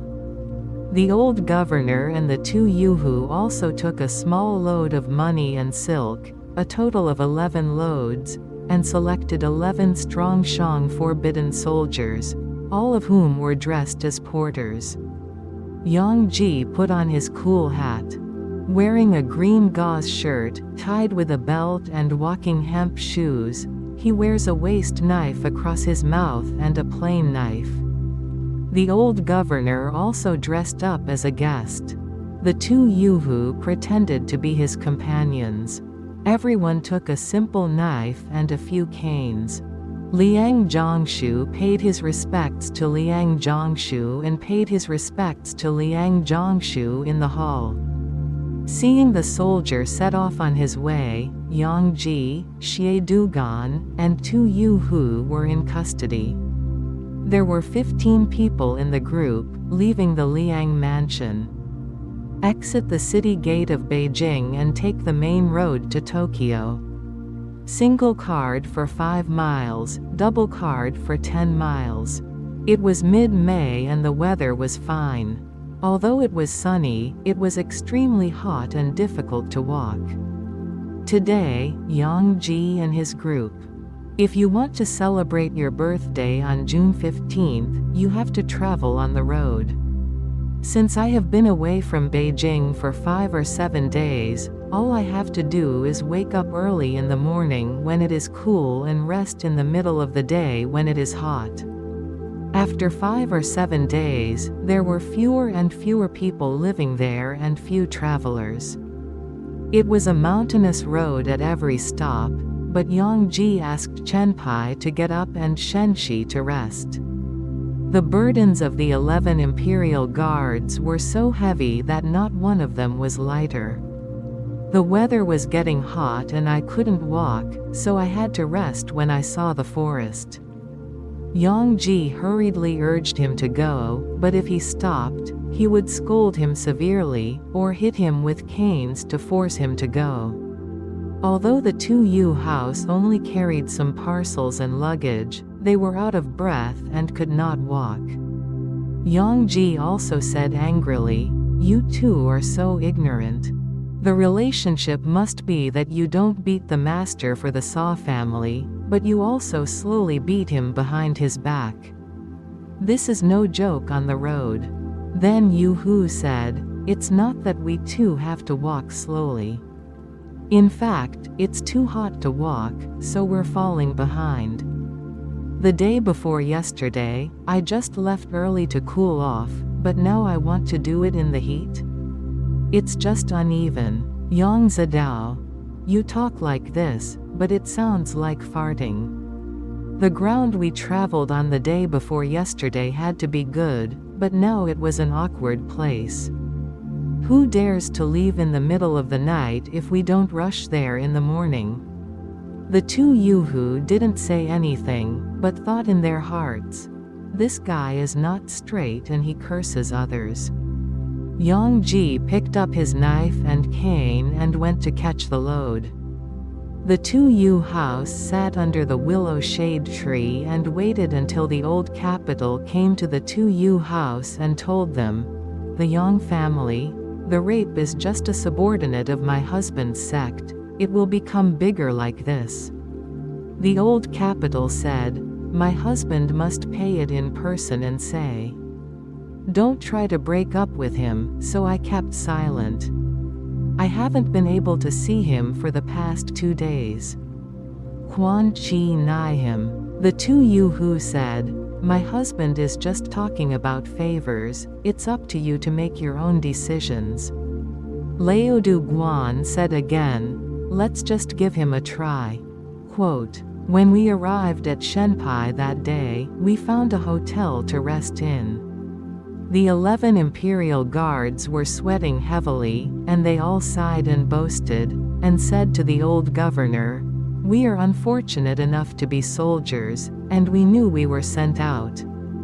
The hot weather brings a heavy burden. I didn't go out early these past 2 days, so I was hit with canes from the boss at every turn. They are just ordinary parents, and we are suffering so much." The old man said, "Don't be resentful. I'll reward you when I get to Tokyo." All the soldiers said, "If Sidugan looked at us, he would not dare to complain." Another night passed. The next day, when the sky was still dark, everyone jumped up and got up to cool down early. Yang Ji jumped up and shouted. I went there and fell asleep, but paid no attention to it. The soldiers said, "Don't leave as early as possible. You can't leave when the sun is hot, but you will beat us." Yang Ji cursed. "What are you saving?" He took the cane and wanted to beat him. The soldiers swallowed their anger and had no choice but to sleep. That day until Chen Pai time, we slowly lit the fire, ate dinner and left. They were beaten along the way and were not allowed to rest in the shade. The 11 imperial guards murmured in silence. The 2 Yuhu chattered in front of the old governor. The old governor listened and didn't pay attention, feeling annoyed with him in his heart. Stop talking too much. It seemed that after traveling for 14 or 5 days, none of the 14 people complained about Yang Ji. It was Chenpai time in the inn that day, so I slowly lit the fire and had breakfast. It was the 4th day of June, the weather had not reached noon, there was a red sun, there were no clouds at all, and it was a very hot day. The way we traveled that day. They are all remote and rugged trails in the southern mountains and northern ridges. But he supervised the 11 soldiers and traveled more than 20 miles. The soldiers thought about going to rest under the willow shade tree, but Yang Ji hit them with a cane and shouted, "Quickly go. Teach you to rest early." When the soldiers looked at that day, there was no cloud at all, and the heat was unbearable. At that time, Yang Ji urged the group to go on a remote road in the mountains. Look at the sun setting at noon, the rocks are hot. The soldiers, whose feet hurt and couldn't walk, said, "It's so hot in this weather, it's too hot to be exposed to the sun." Yang Ji shouted at the soldiers and said, "Quickly. Go past the hillock in front of you, but don't pay attention to it." While walking, the front facing the Tugongza. At that time, a group of 15 people rushed up to Gongza to rest their burdens, and the 11 people went to sleep under the shade of the pine tree. Yang Ji said, "It's bitter. What a place to go, but you are here to rest and cool down. Get up and leave quickly." The soldiers said, "Just cut me into 7 or 8 pieces, but I can't go." Yang Ji picked up the cane and beat him head and head. The beating made one person stand up and the other person fall asleep. Yang Ji was helpless. I saw 2 Yu Hu and Lao Du, who were short of breath, went to the hillside and sat down under the pine tree to catch their breath. Seeing Yang Ji beating that soldier, the old man took charge of it and said, "Tiha, he is so hot that he can't walk." "Don't blame him," Yang Ji said. "Even if you don't know it, this is the place where strong men hang out, and the name of the place is Wangnagong. In the quiet time, people come out to rob people during the day. With such a situation on the road, who dares to stop here?" Quote. After hearing what Yang Ji said, the 2 Yu Hu said, "I've seen you say it several times, just use this to scare people." The old man said, "How about teaching them all to take a rest and skip the midday trip?" Yang Zidao, "You don't know anymore. How can we make this place go to Shiagongza? There are no homes for 7 or 8 miles. "What a place to go, dare to rest here." The old man said, "I'll sit down and leave. You go and drive them away first." Yang Ji took the cane and shouted, "Anyone who doesn't leave will get 20 sticks from me." All the soldiers called the generals to stand up. Within a few minutes, one of them said, "Tiha, we are carrying a load of 100 kilograms, but we are not as good as you walking empty-handed. You don't treat people as human beings. Even if the husband who stayed behind came to be imprisoned, let us say a word. You don't know the pain, you just want to do whatever you want." Yang Ji scolded, "This beast didn't vomit to death, he just defecated." Picked up the cane and struck it in the face. The old man shouted, "Yang Tiha, stay here and listen to me. When I was working as a nanny in the Grand Master's mansion in Tokyo, the officers and soldiers under my sect saw Wu Qinwuan, and they all shouted at me. It's not that I am shallow, but I think you are a soldier who has suffered death. My husband is pitiful. To promote you to an official position that is as big as a mustard seed is to show your ability. Don't say that I am in charge of the husband's family. Even an old man in the village will follow my advice and just beat them. What a treat." Quote, "Yang Zedao is in charge, you must be from the city and grow up in the Prime Minister's mansion, where you know that there are many difficulties on the road." Laodu said, "I have been to Sichuan and Guangdong and Guangxi, but I have never seen you showing off like this." Yang Zedao, "Nowadays, even in times of peace, everyone must say, you should cut out your mouth and tongue for saying this. Why is the world so unfair today?" Yang Ji waited to reply. "I saw a figure in the pine forest opposite, slouching his head and looking at Yang Zedao. What did I say? The bad guys are here." He left the cane behind, took the knife, rushed into the pine forest, and drank. A voice said, "You are so bold, how dare you look at my goods?" I saw 7 Jiangzhou cars lined up in the pine forest. 7 people were naked there to enjoy the cool air. A boss with a temple hair put on Zhu Sha Ji. Holding a simple knife, Yang Ji came forward. The 7 people shouted in unison, "Hey!" They all jumped up. Yang Ji shouted, "Who are you?" The 7 people asked, "Who are you?" Yang Ji asked again, "Are you bad guys?" The 7 people said that you are asking the wrong question, we are small brokers, there is money for you. Yang Zedao, you are waiting for a small capital agent, but I have a big capital. The 7 people asked, "Who are you looking after?" Yang Zedao, "Wait, tell me about the people from there." The 7 men said, "We, 7 brothers, are from Haozhou. We are selling dates on our way to Tokyo, and we passed by here on the way. I heard many people say that there are thieves robbing merchants on Wangnigang here as usual. As I walked away, I said to myself, the 7 of us only have some dates and no other wealth. We only come to Gongza. If you go up to the hills, you can't bear the heat, so you can rest in the forest until the evening cools down. We heard that someone was coming to Gongza. We were afraid that it was a bad person, so we asked this brother to come out and take a look." Yang Zedao, "So that's it, he's just an ordinary guest. But I just saw you peeking at me, fearing that you were a bad person. So he came to take a look at the 7 people and said, 'Your Majesty, please bring me some dates.' Yang Zedao said, 'No need.' He picked up the knife and returned to the shoulder.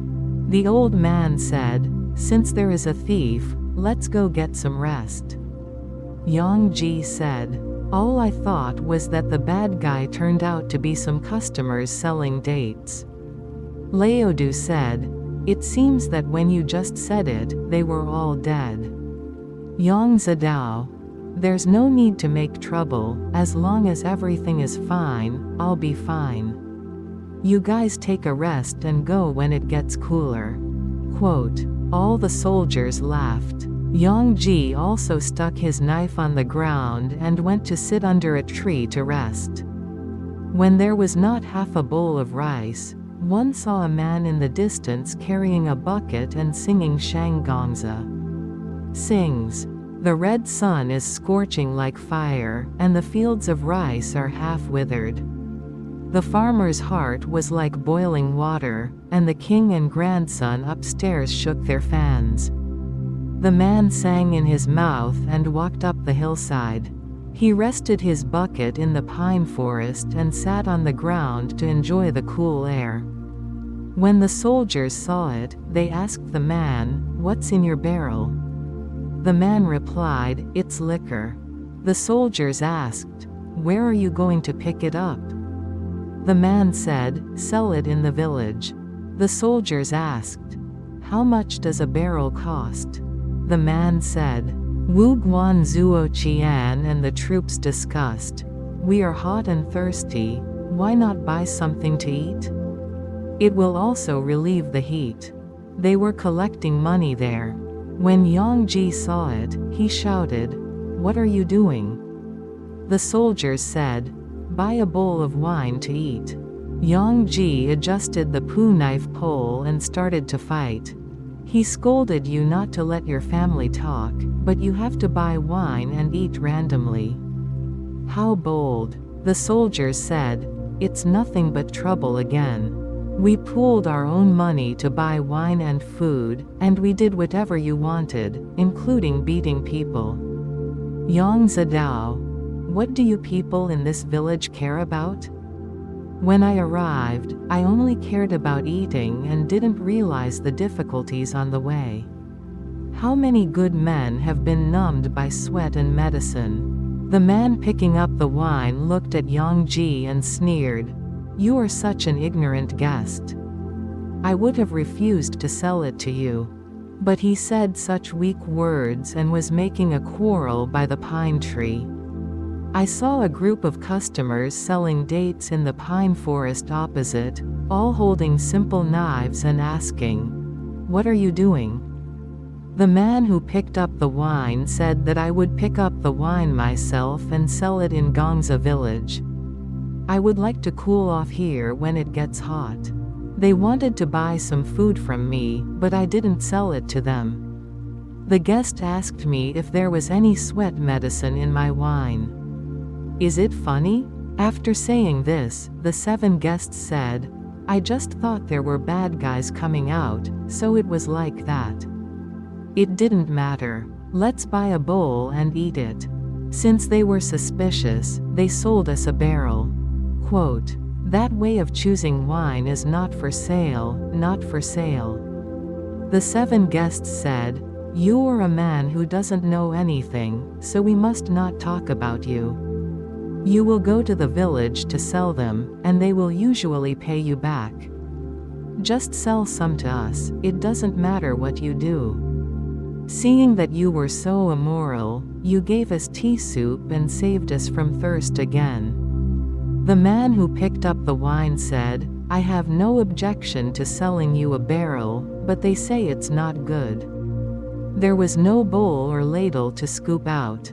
The 7 people said, "You are such a serious guy." Then he said, "It doesn't matter, we have our own coconut scoop right here." I saw 2 guests going to the car and taking out 2 coconut scoops. One of them brought out a large handful of dates. 7 people stood by the bucket and opened the lid. Taking turns, they scooped up the wine and ate the dates. In no time, all the barrel of wine was consumed. The 7 guests asked, "Didn't I ask you how much it costs?" The man said, "I won't tell you the price once I get it. 5 guan is enough for a bucket, and 10 guan for a load." The 7 guests said, "Few guan, and 5 guan." will be yours, and we will only have one gourd to eat." The man said, "No, I'll fix the price." A guest returned the money to him, and then he opened the lid of the bucket, took a scoop, took it and ate it. When the man went to seize it, the guest took half a ladle of wine in his hand and looked into the pine forest before leaving. The man was about to leave. I saw a guest here walking out of the pine forest, holding a ladle in his hand, and came to scoop a ladle of wine into the bucket. The man saw it. He grabbed the bucket with his hands and tipped it over, then closed the lid, threw the ladle to the ground, and said, "You are such a gentleman." People who wear their heads and faces are also like this. That pair all the soldiers have met. I feel itchy in my heart and want to eat it. One of them looked at the old man and said, "Grandpa, tell us." The customer selling dates bought him a bucket and ate it. We can also buy his bucket and eat it, just to moisten our throats. In fact, there is nothing you can do if you are thirsty. There is no place to ask for water or food on the hills here. It's convenient for you. After hearing what the soldiers said, the old governor wanted to eat more, so he came to Yang Ji and said, "The date seller has bought him a barrel of wine to eat. Only this bucket of summer gas was bought by them. There is no place to ask for water at the top of the hill." Yang Ji thought and said, "I watched from a distance and saw that all these guys bought his wine and ate it. I saw half a scoop of the wine in the bucket in front of me. I thought it was a good idea to beat them for a long time and then let him buy a bowl to eat. Yang Zidao, since the boss has said it, teach these guys to buy and eat before getting up." After hearing this, all the soldiers gathered together enough money to buy wine and food. The man selling the wine said he wouldn't sell it anymore. He wouldn't sell it anymore. He said, "There is sweat medicine in this wine." All the soldiers laughed together and said, "Brother, if you are straight, you can talk back." The man said, "I won't sell it anymore, don't bother me anymore." The customer selling dates advised, "You, a man, are not very good at speaking, and you are too serious, which has caused us to suffer from your speaking a few times.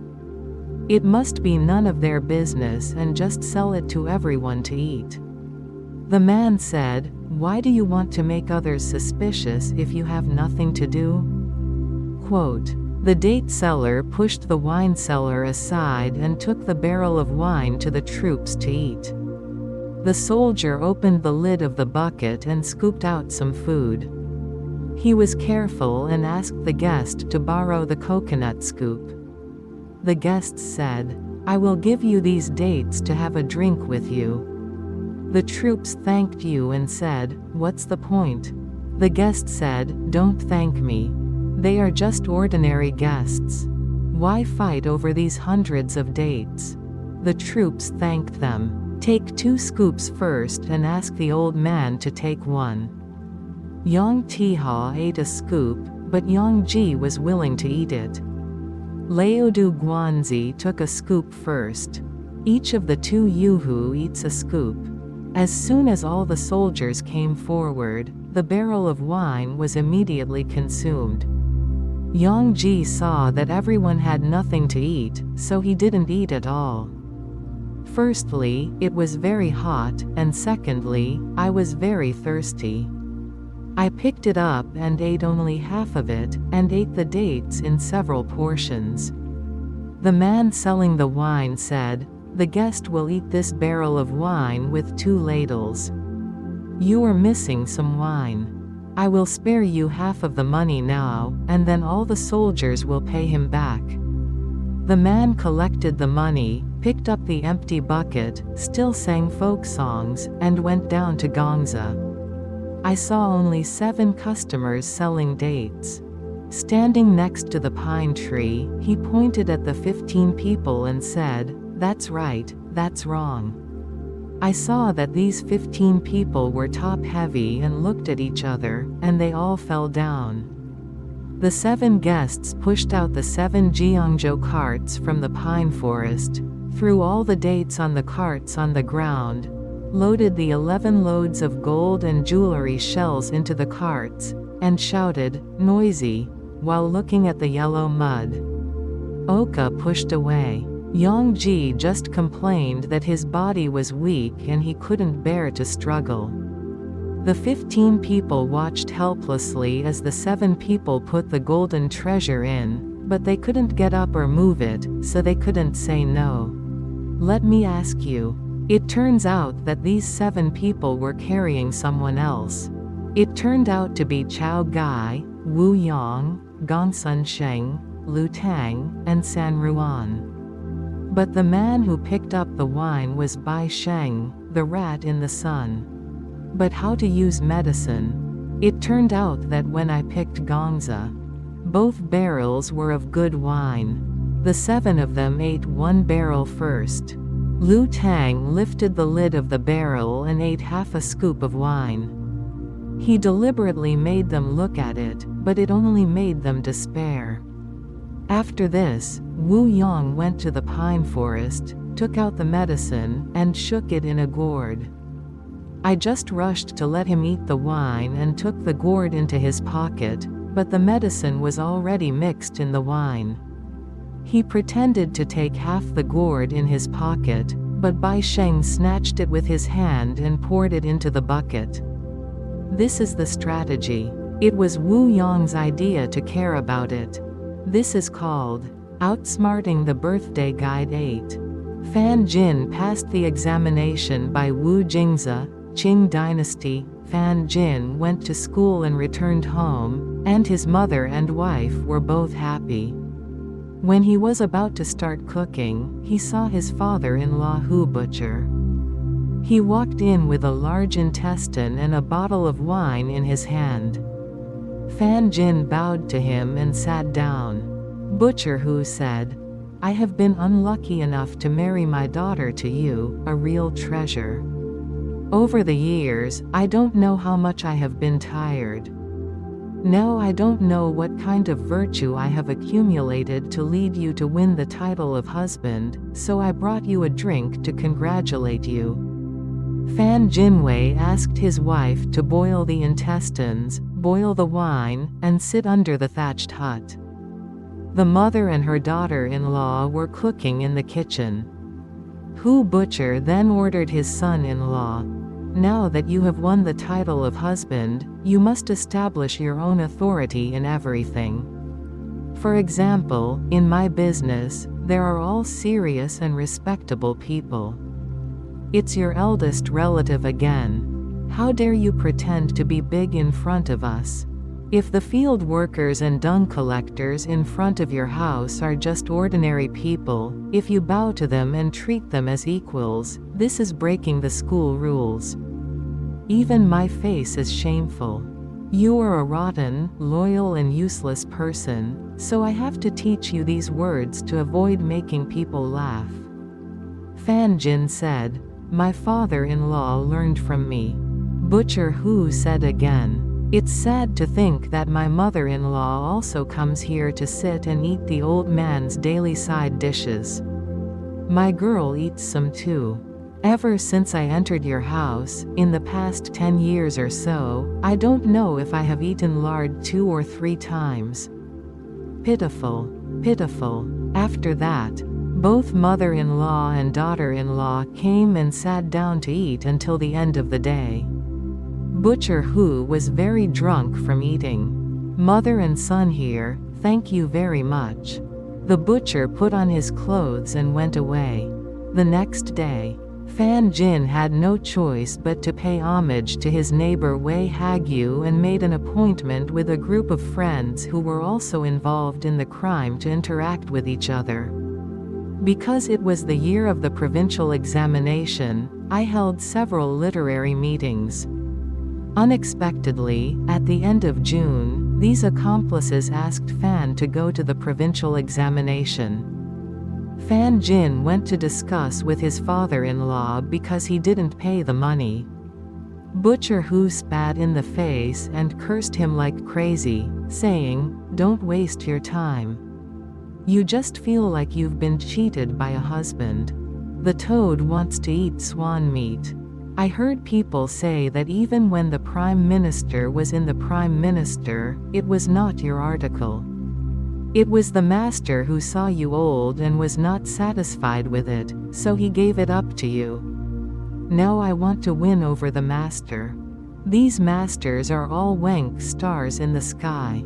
Don't you see that all the gentlemen in the Zhang mansion in the city have tons of furniture, and they all have big ears? A sharp-mouthed monkey like you should urinate and take a picture of yourself. I just want to eat the swan's fart. Accept this as soon as possible and find a place for you in our agency next year. Find a few taels of silver every year to support your immortal old lady and your wife. You asked me to lend you money and I killed a pig a day, but I couldn't make any money. So you threw all the money into the water and told me to eat the northwest wind." The scolding was so intense that Fan Jin couldn't touch the door. After I resigned from my father-in-law, I came back and thought to myself, the master said that I have reached the end of my career. Since ancient times, there has never been a candidate outside the court. How can I be willing to accept it if I don't go in and give him a test? Because he consulted with several accomplices, he went to the city without telling his father-in-law. Rural examination. Out of the field. Even when I got home, I was hungry for 2 or 3 days. Butcher Hu found out and scolded him again. On the day when the results were announced, there was no rice for breakfast at home, so his mother told Fan Jin, "I have a hen that lays eggs. You quickly go to the market and sell it to buy a few liters of rice to make porridge. I'm so hungry that I can't even see." Fan Jin hurriedly hugged the chicken and walked out of the door. He had only been there for 2 hours when he heard the sound of gongs. When the 3 horses came, the 3 men dismounted and tied the horses to the thatched shed. They all shouted, "Please come out, Master Fan. Congratulations on graduating from high school. My mother didn't know what was going on and was so scared that she hid in the house. I heard it hit."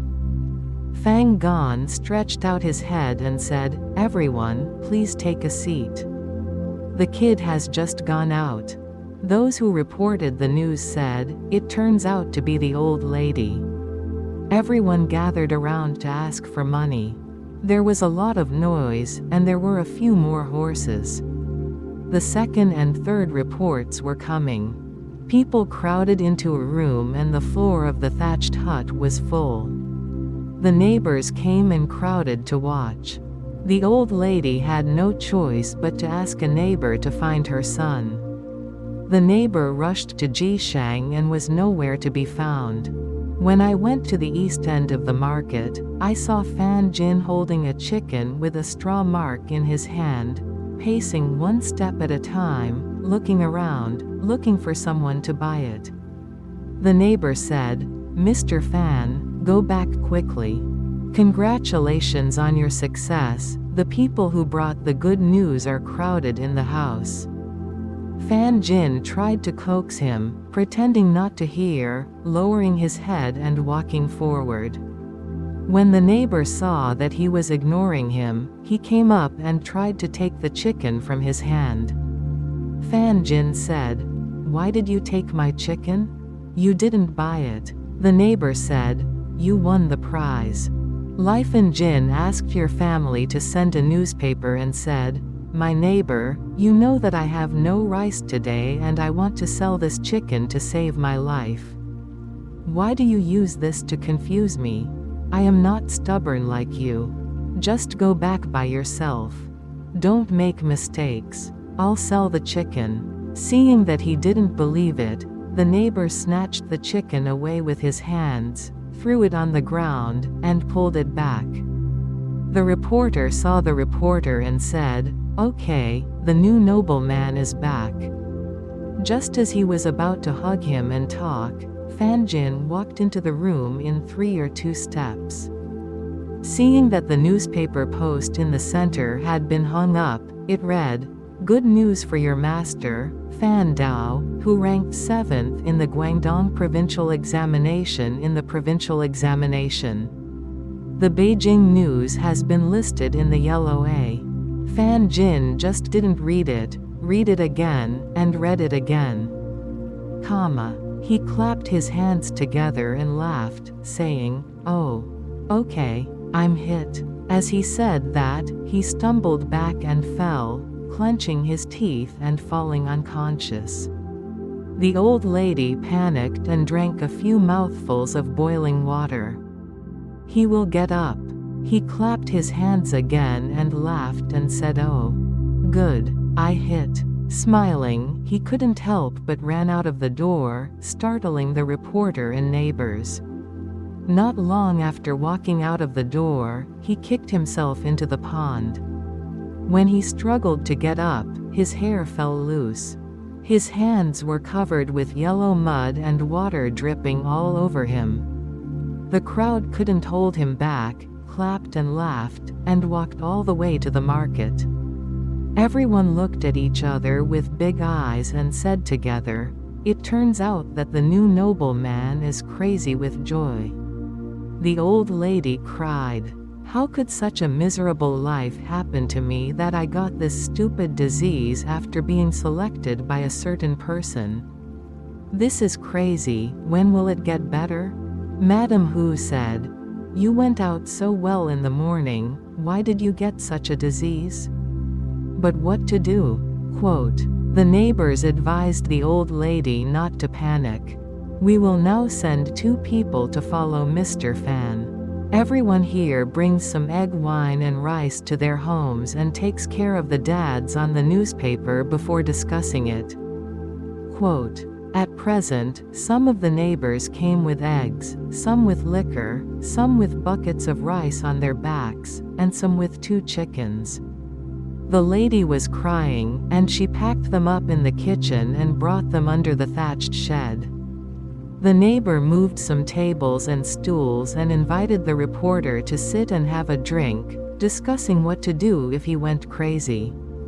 One of the people who submitted the report said, 'I have an idea, but I don't know if it's feasible or not.' Everyone asked, 'What's the idea? Does Mr. Fan have the person he fears the most?' He was so happy that his phlegm came up and became confused.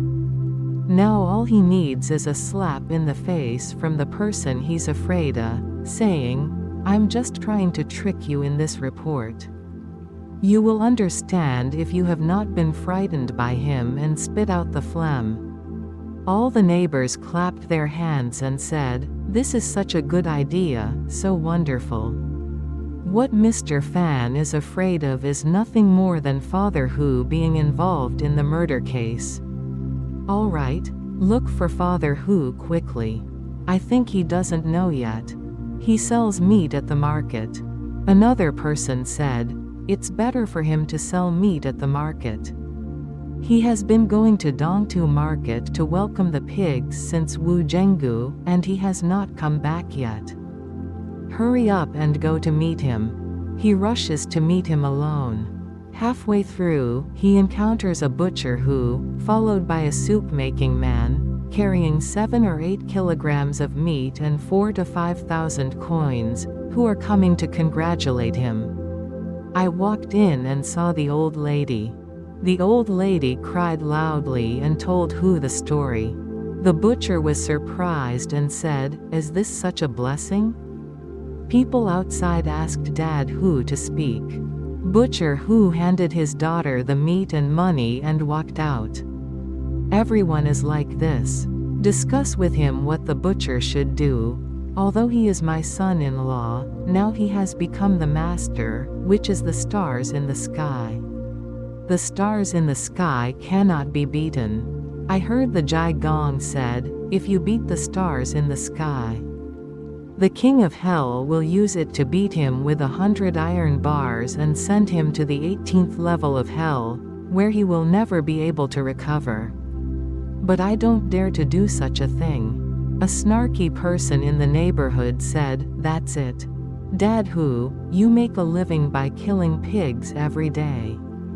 When a white knife goes in and a red knife comes out, the king of hell doesn't know how to ask the judge to write down thousands of iron rods for you in the book. Even if you add these 100 iron rods, what does it matter?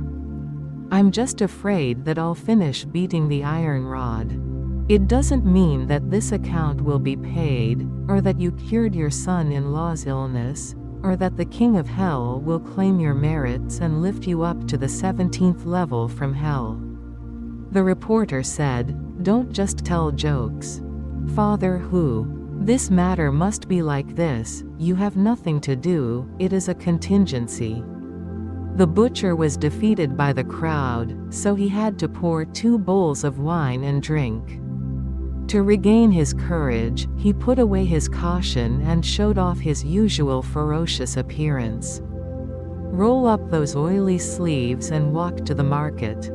5 or 6 of the neighbors followed. The old lady rushed out and shouted, my dear, you can only scare him, but don't hurt him. The neighbors said, of course.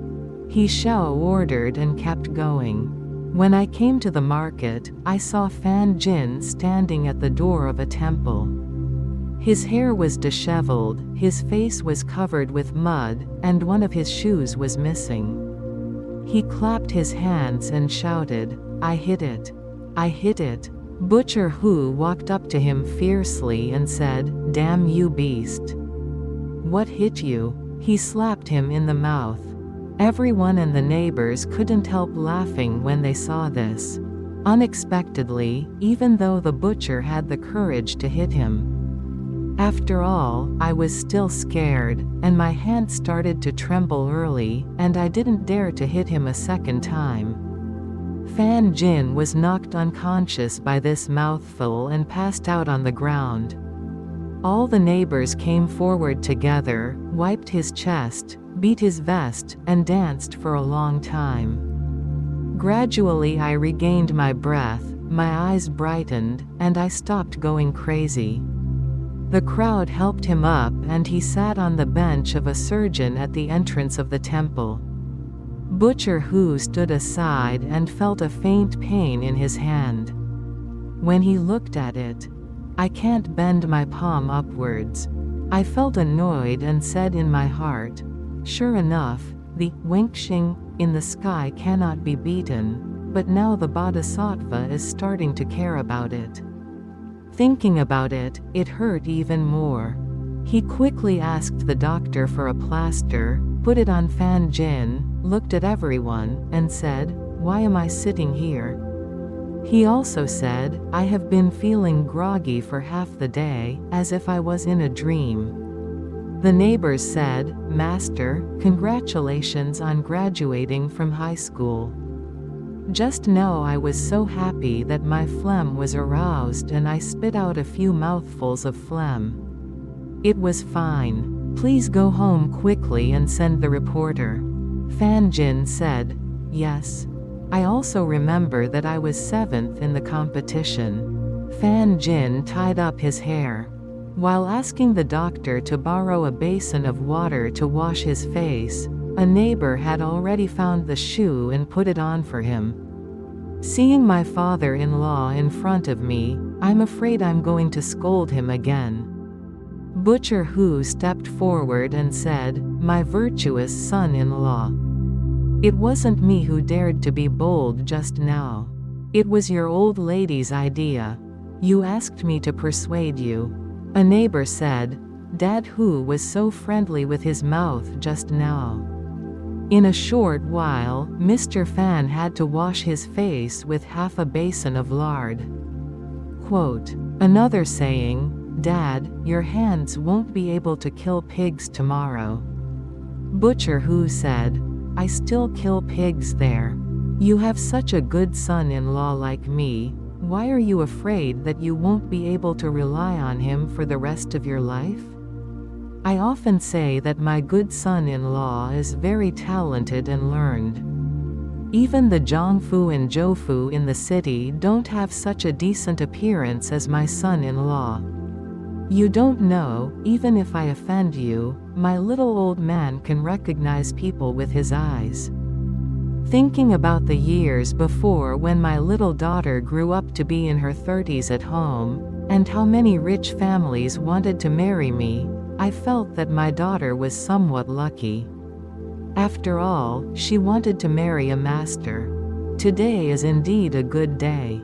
After that, everyone laughed. After watching Fan Jin wash his face, the doctor took some tea and went home together.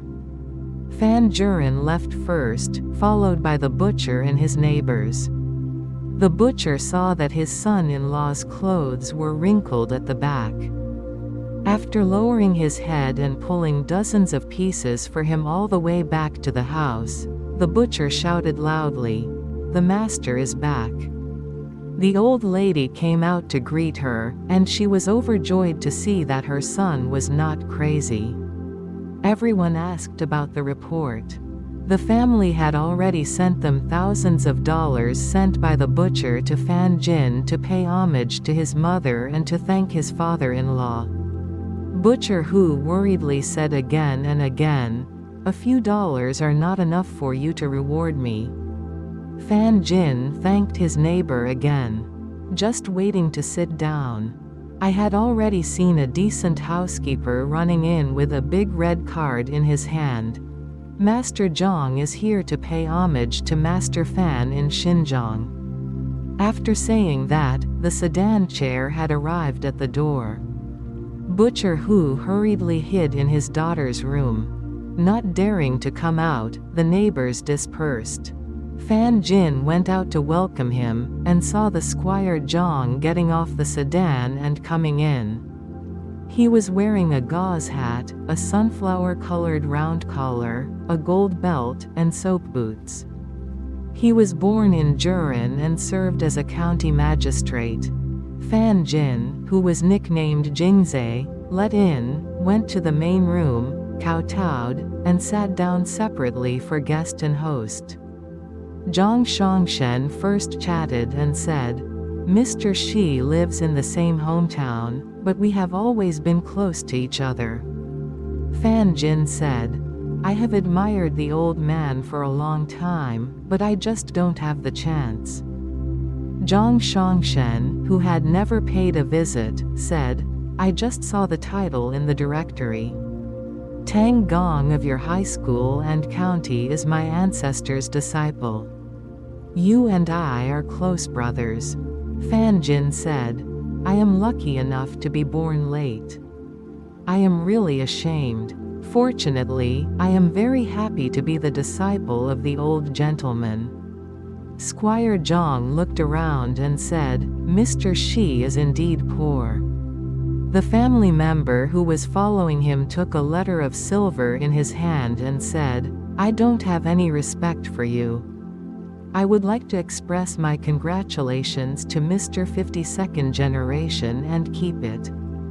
It is impossible to live in this luxurious residence, and it will be inconvenient to visit it in the future. My brother has a vacant house, which is on Dongmen Street. There are 3 rooms in it.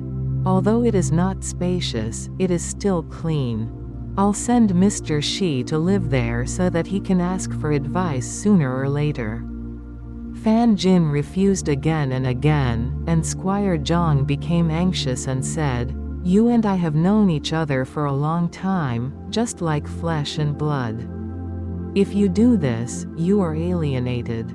Quote, Fan Jin just accepted the money and thanked him. After talking for a while, they bowed and said goodbye. Butcher Hu waited until he got on the sedan chair before he dared to walk out of the main room. Fan Jin was about to hand over the money to his wife to open it and look at it.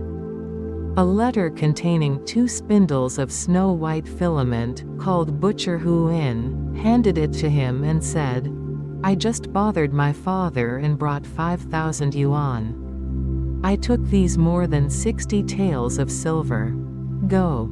The butcher held the silver in his hand, stretched it out tightly, and said, "Keep this for now. I gave it to you to congratulate you, so why did you take it back?" Fan Jin said, "Seeing that I still have a few coins here.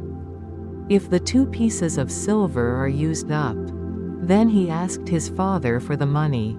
The butcher quickly retracted his fist, put it in his waist, and said, "Well, now that you are married to Mr. Zhang, why worry about not having money to use? The money in his family. Speaking of which, there are more than the emperor's family. His family is my customer for selling meat.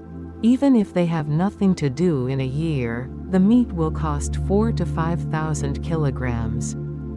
What's the money?" He turned back to look at his daughter and said, "I brought the money this morning.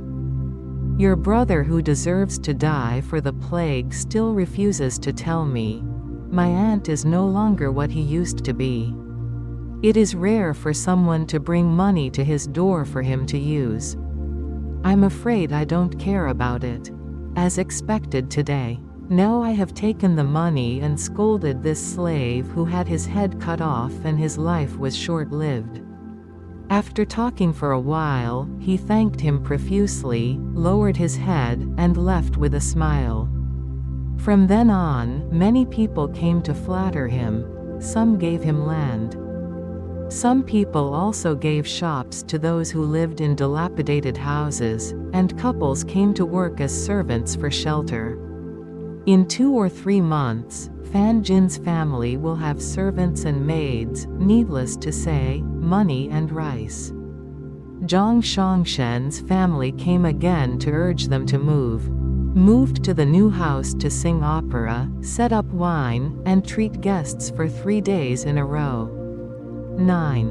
3 visits to the thatched cottage Luo Guanzhong, Ming Dynasty, but he said that Xuand visited Kongming twice but did not meet him, and wanted to visit him again. Guan Gong said, "It was too much for my brother to pay him a visit in person twice. I thought Zhuge Liang had a false reputation but no real knowledge, so I avoided seeing him." "Brother, why are you so confused by this person?" Xuan said, "No. In the past, Duke Huan of Qi wanted to meet the barbarians of Dongguo. 5 countermeasures are needed to get the situation. I want to see the great sage?" Zhang Fei said, "Brother is wrong. How can this village man be regarded as a great sage?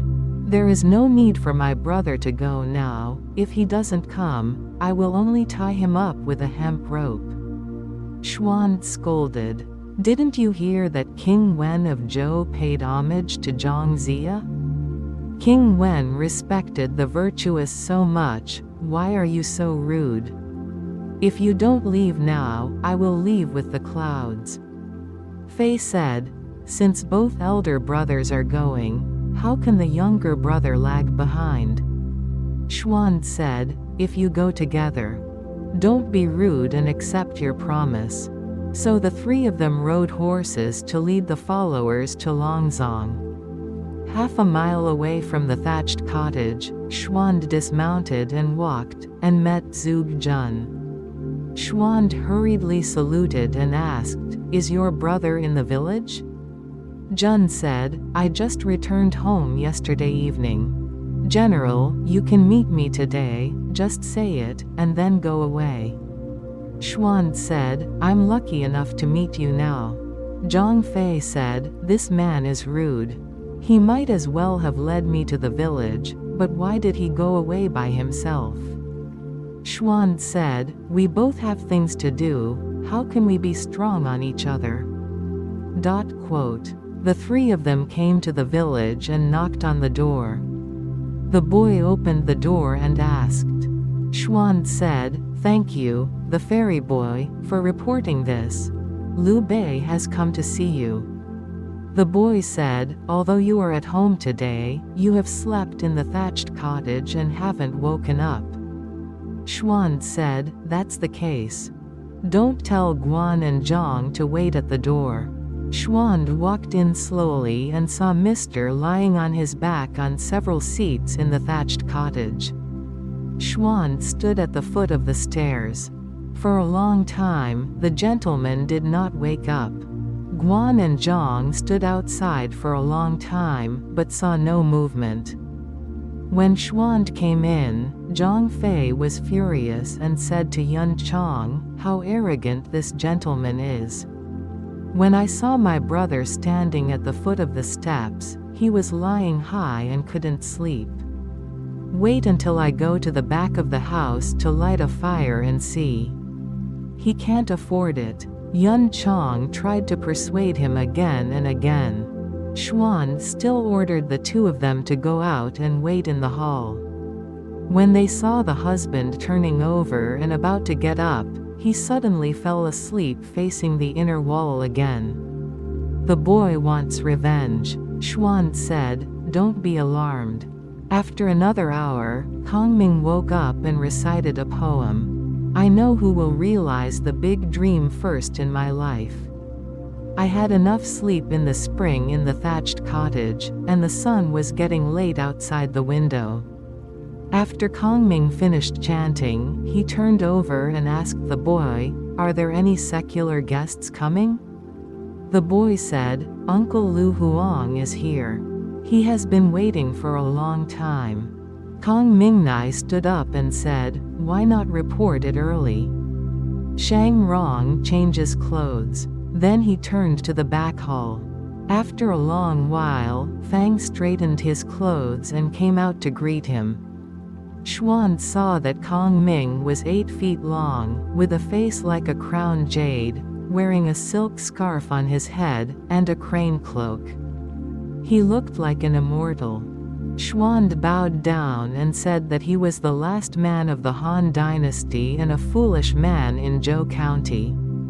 Hearing his name for a long time, it was like thunder in his ears. "Yesterday, I paid 2 visits to the Jin dynasty and could not see each other. I have written down my humble name in Wenji. Can I read it without reviewing it?" Kongming said, "Nanyang barbarians are lazy by nature." The general was so embarrassed that he came in vain many times.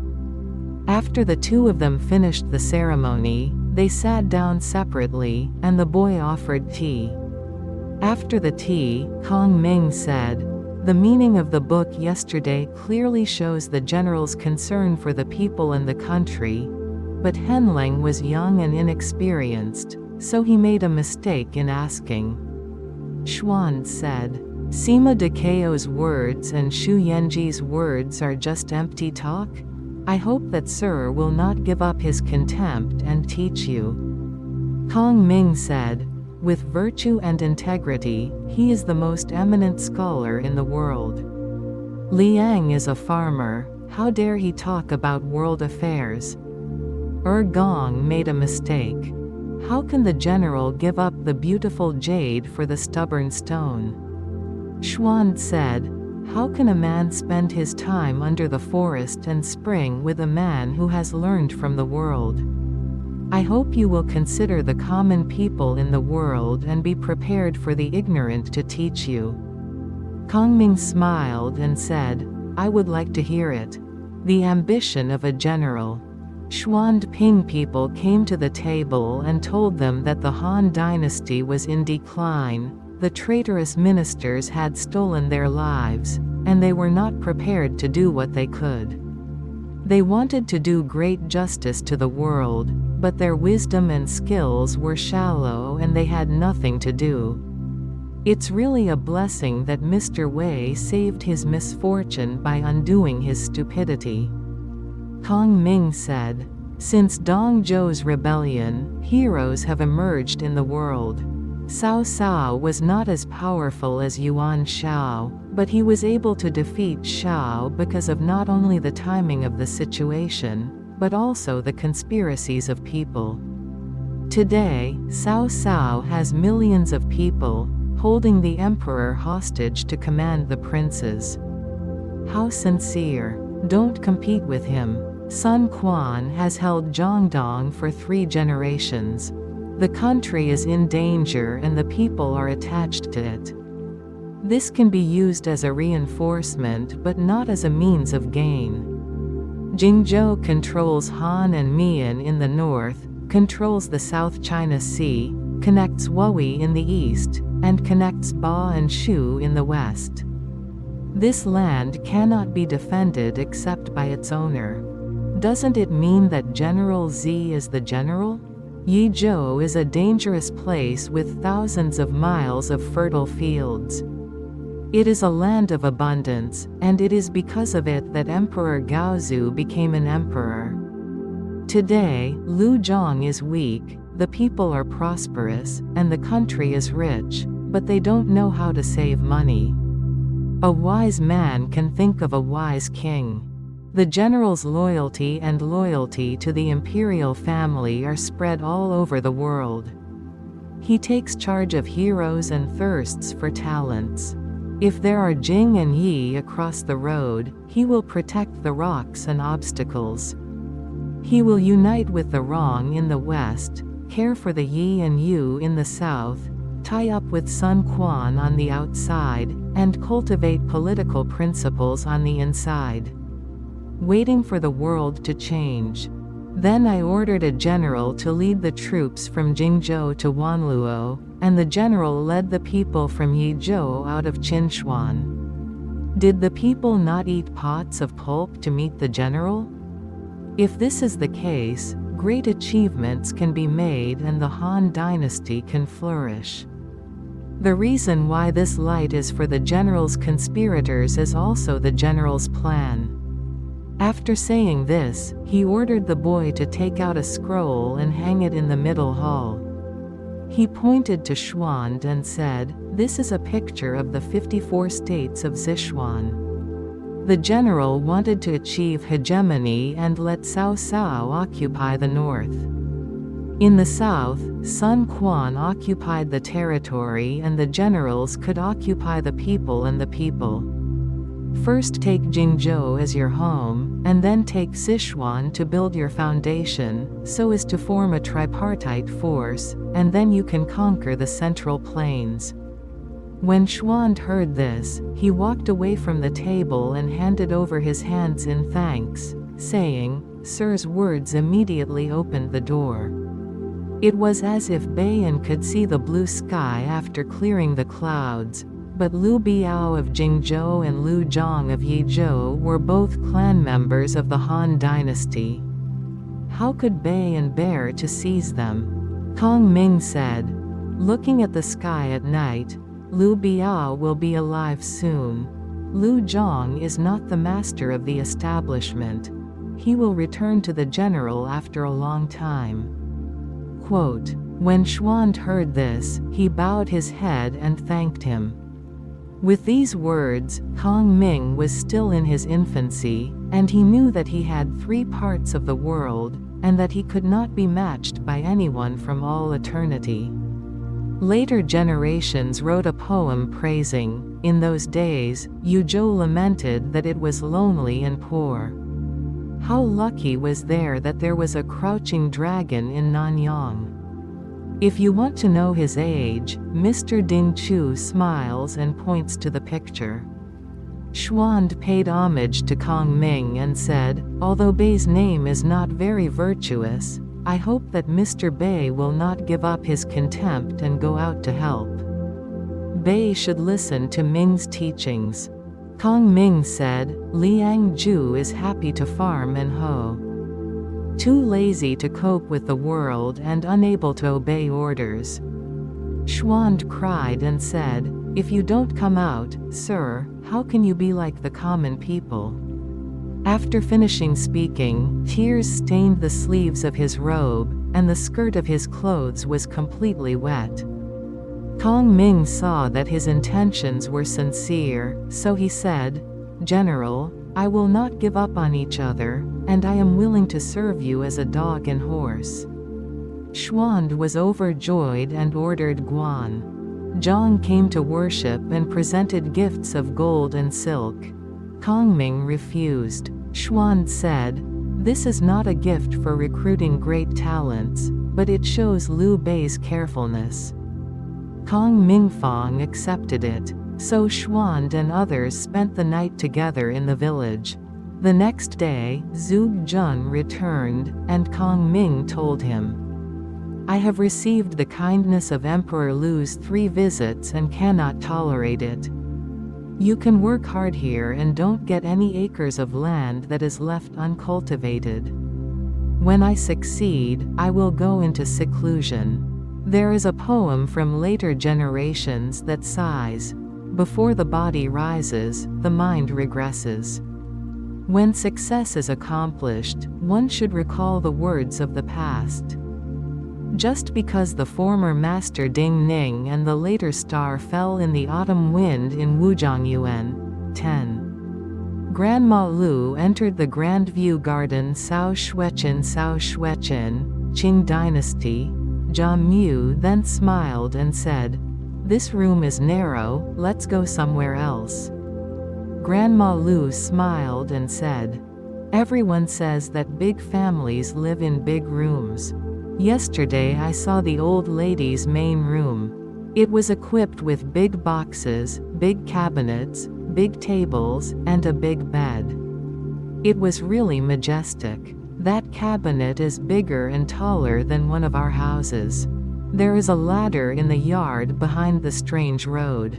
I don't want to go up to the room to dry things and prepare this ladder for what?" Then I remembered that I must be getting something for the open-top cabinet. How could I get up there without the ladder? Now I see this little house again. It's even bigger and neater. There are many beautiful things in the house, but I don't know what they are called. The more I look at it, the more reluctant I am to leave here. Sister Feng said, "There are some good ones, I will take you to see them." Saying, as soon as I left the Shaoshang Pavilion, I saw a group of people punting boats in the pool. Jia's mother said, "Now that they are ready to disembark, let's take a ride." After saying this, she led them to Liaoshu, Zilingzhou. Before reaching the pond, I saw several women approaching holding large silk and gold boxes. Sister Feng hurriedly asked Mrs. Wang, "Where is the breakfast?" Mrs. Wang said, "Ask the old lady where it is, that's all." Jia Mu heard that. Then he turned around and said, "How about your third sister?" "So you took some people there, and we took a boat from here." When Sister Feng heard about it, she turned around and went with Li Wan, Tanchen, Yuanyang, Hubo and the people who were serving the food. I took a shortcut to Chu Shuangzai and opened a table in Shaokatang. Yuanyang smiled and said, "Every day we talk about the gentleman outside. When we are drinking or eating, there is always someone who is having fun, and we make fun of him. We also got a female Chinky today." Li Wan was a kind man and ignored him. But when Sister Feng heard that she was talking about Grandma Lu, she laughed and said, "Let's make fun of her today." The two of them then laughed. "Negotiate like this. Li Wanchao advised you not to do any good things. He's not a child, yet he's so naughty. Carefully what the old lady said." Yuanyang smiled and said, "It has nothing to do with Grandma, but I am here, just as he said." I saw Jia Mu and others sitting down casually. First, a maid handed someone tea.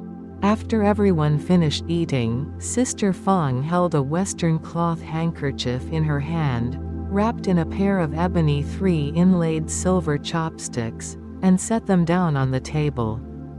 Jia Muyin said, "Bring the small non-mu table over and let Mrs. Lu sit next to me." Everyone heard about it and hurriedly carried it over. Sister Feng winked at Yuanyang, and Yuanyang hurriedly pulled Grandma Lu out. He quietly told Grandma Lu and said, "This is our family's rule. If you get it wrong, we will laugh at you." After the mediation was completed, he returned to his seat. Aunt Shui came here after eating, but she didn't eat. Sitting on one side and having tea, Jia Mu took Baoyu, Xiangyun, Daiyu and Baochai to the same table. Mrs. Wang took the Yingchen sisters to the other table, and Grandma Lu sat to the table next to Jia Mu. Jia Mu eats every day. There were little maids standing nearby holding bowls and handkerchiefs. Now the mandarin ducks were no longer in such a bad position, so they took the bowls and brushed them today. The maids knew that he wanted to play tricks on Grandma Lu, so they stayed away from him. Yuanyang stood there and winked. Grandma Lu said, "Don't worry, girl." Then Grandma Lu sat down and picked up the chopsticks, which were heavy and did not lie down. It turned out that Sister Feng and Yuanyang had agreed. Shan brought a pair of old 4-rib ivory chopsticks inlaid with gold to Grandma Lu. Grandma Lu saw it and said, "This fork is heavier than the shovel we have there. How can you handle it?" Everyone who spoke laughed. I saw a daughter-in-law carrying a box and standing over a local maid to remove the lid of the box. There were 2 bowls of vegetables in it. Li Wan took a bowl and placed it on Jia Mu's table. Sister Feng picked a bowl of pigeon eggs and put them on Grandma Lu's table.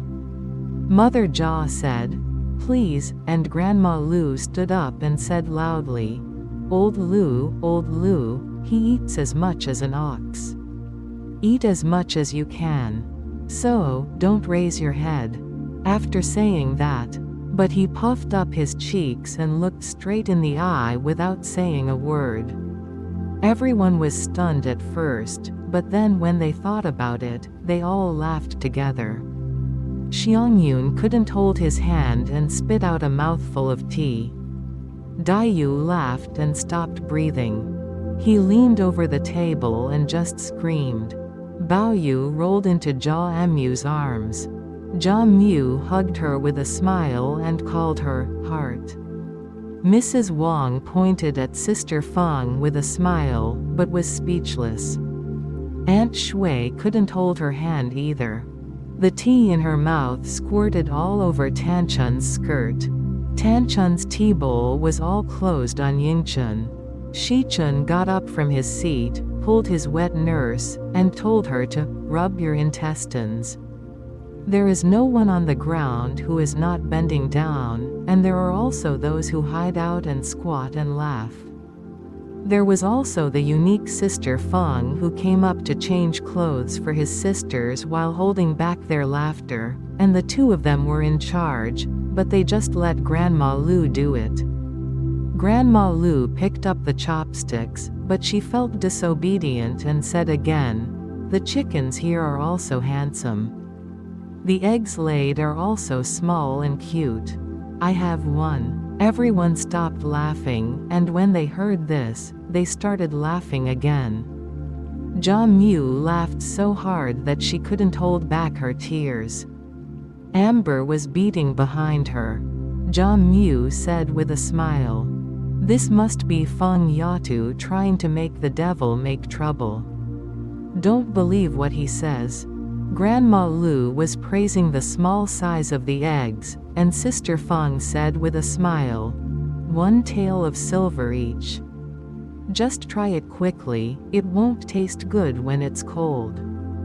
Quote, Grandma Lu stretched out her chopsticks to pick them up. After a while of fussing over the bowl, one finally managed to pick up one, and then I stretched my neck to eat it, but it slipped off again and rolled to the ground. I quickly put down my chopsticks and went to pick them up myself. Someone in the underground had already picked it out. Grandma Lu sighed. One tael of silver was gone without making a sound.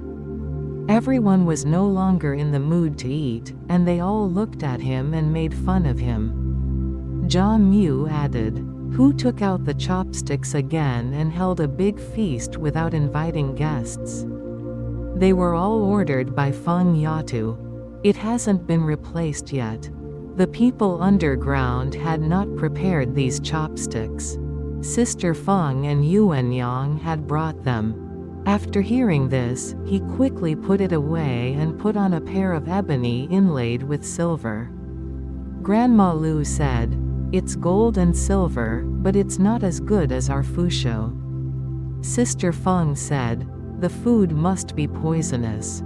When the money went down, it was easy to test it out. Grandma Lu said, "This dish is poisonous. All of us have turned into arsenic. Even if we are poisoned to death, we have to eat it all." Seeing that he was so interesting, Grandma Jia's food was delicious. She brought all her own dishes over for him to eat and ordered an old woman to come and put all kinds of dishes on the bowl for Banner. After eating for a while, Jia Mu and others went to Tanchun's bedroom to chat, where the broken tables were being cleared. Another table was set up. Grandma Lu looked at Li Wan and Sister Feng sitting opposite each other to eat, and sighed. "Nothing else. I just love the way your family does it." As the saying goes, courtesy to everyone. Sister Feng laughed hurriedly. "Don't worry too much."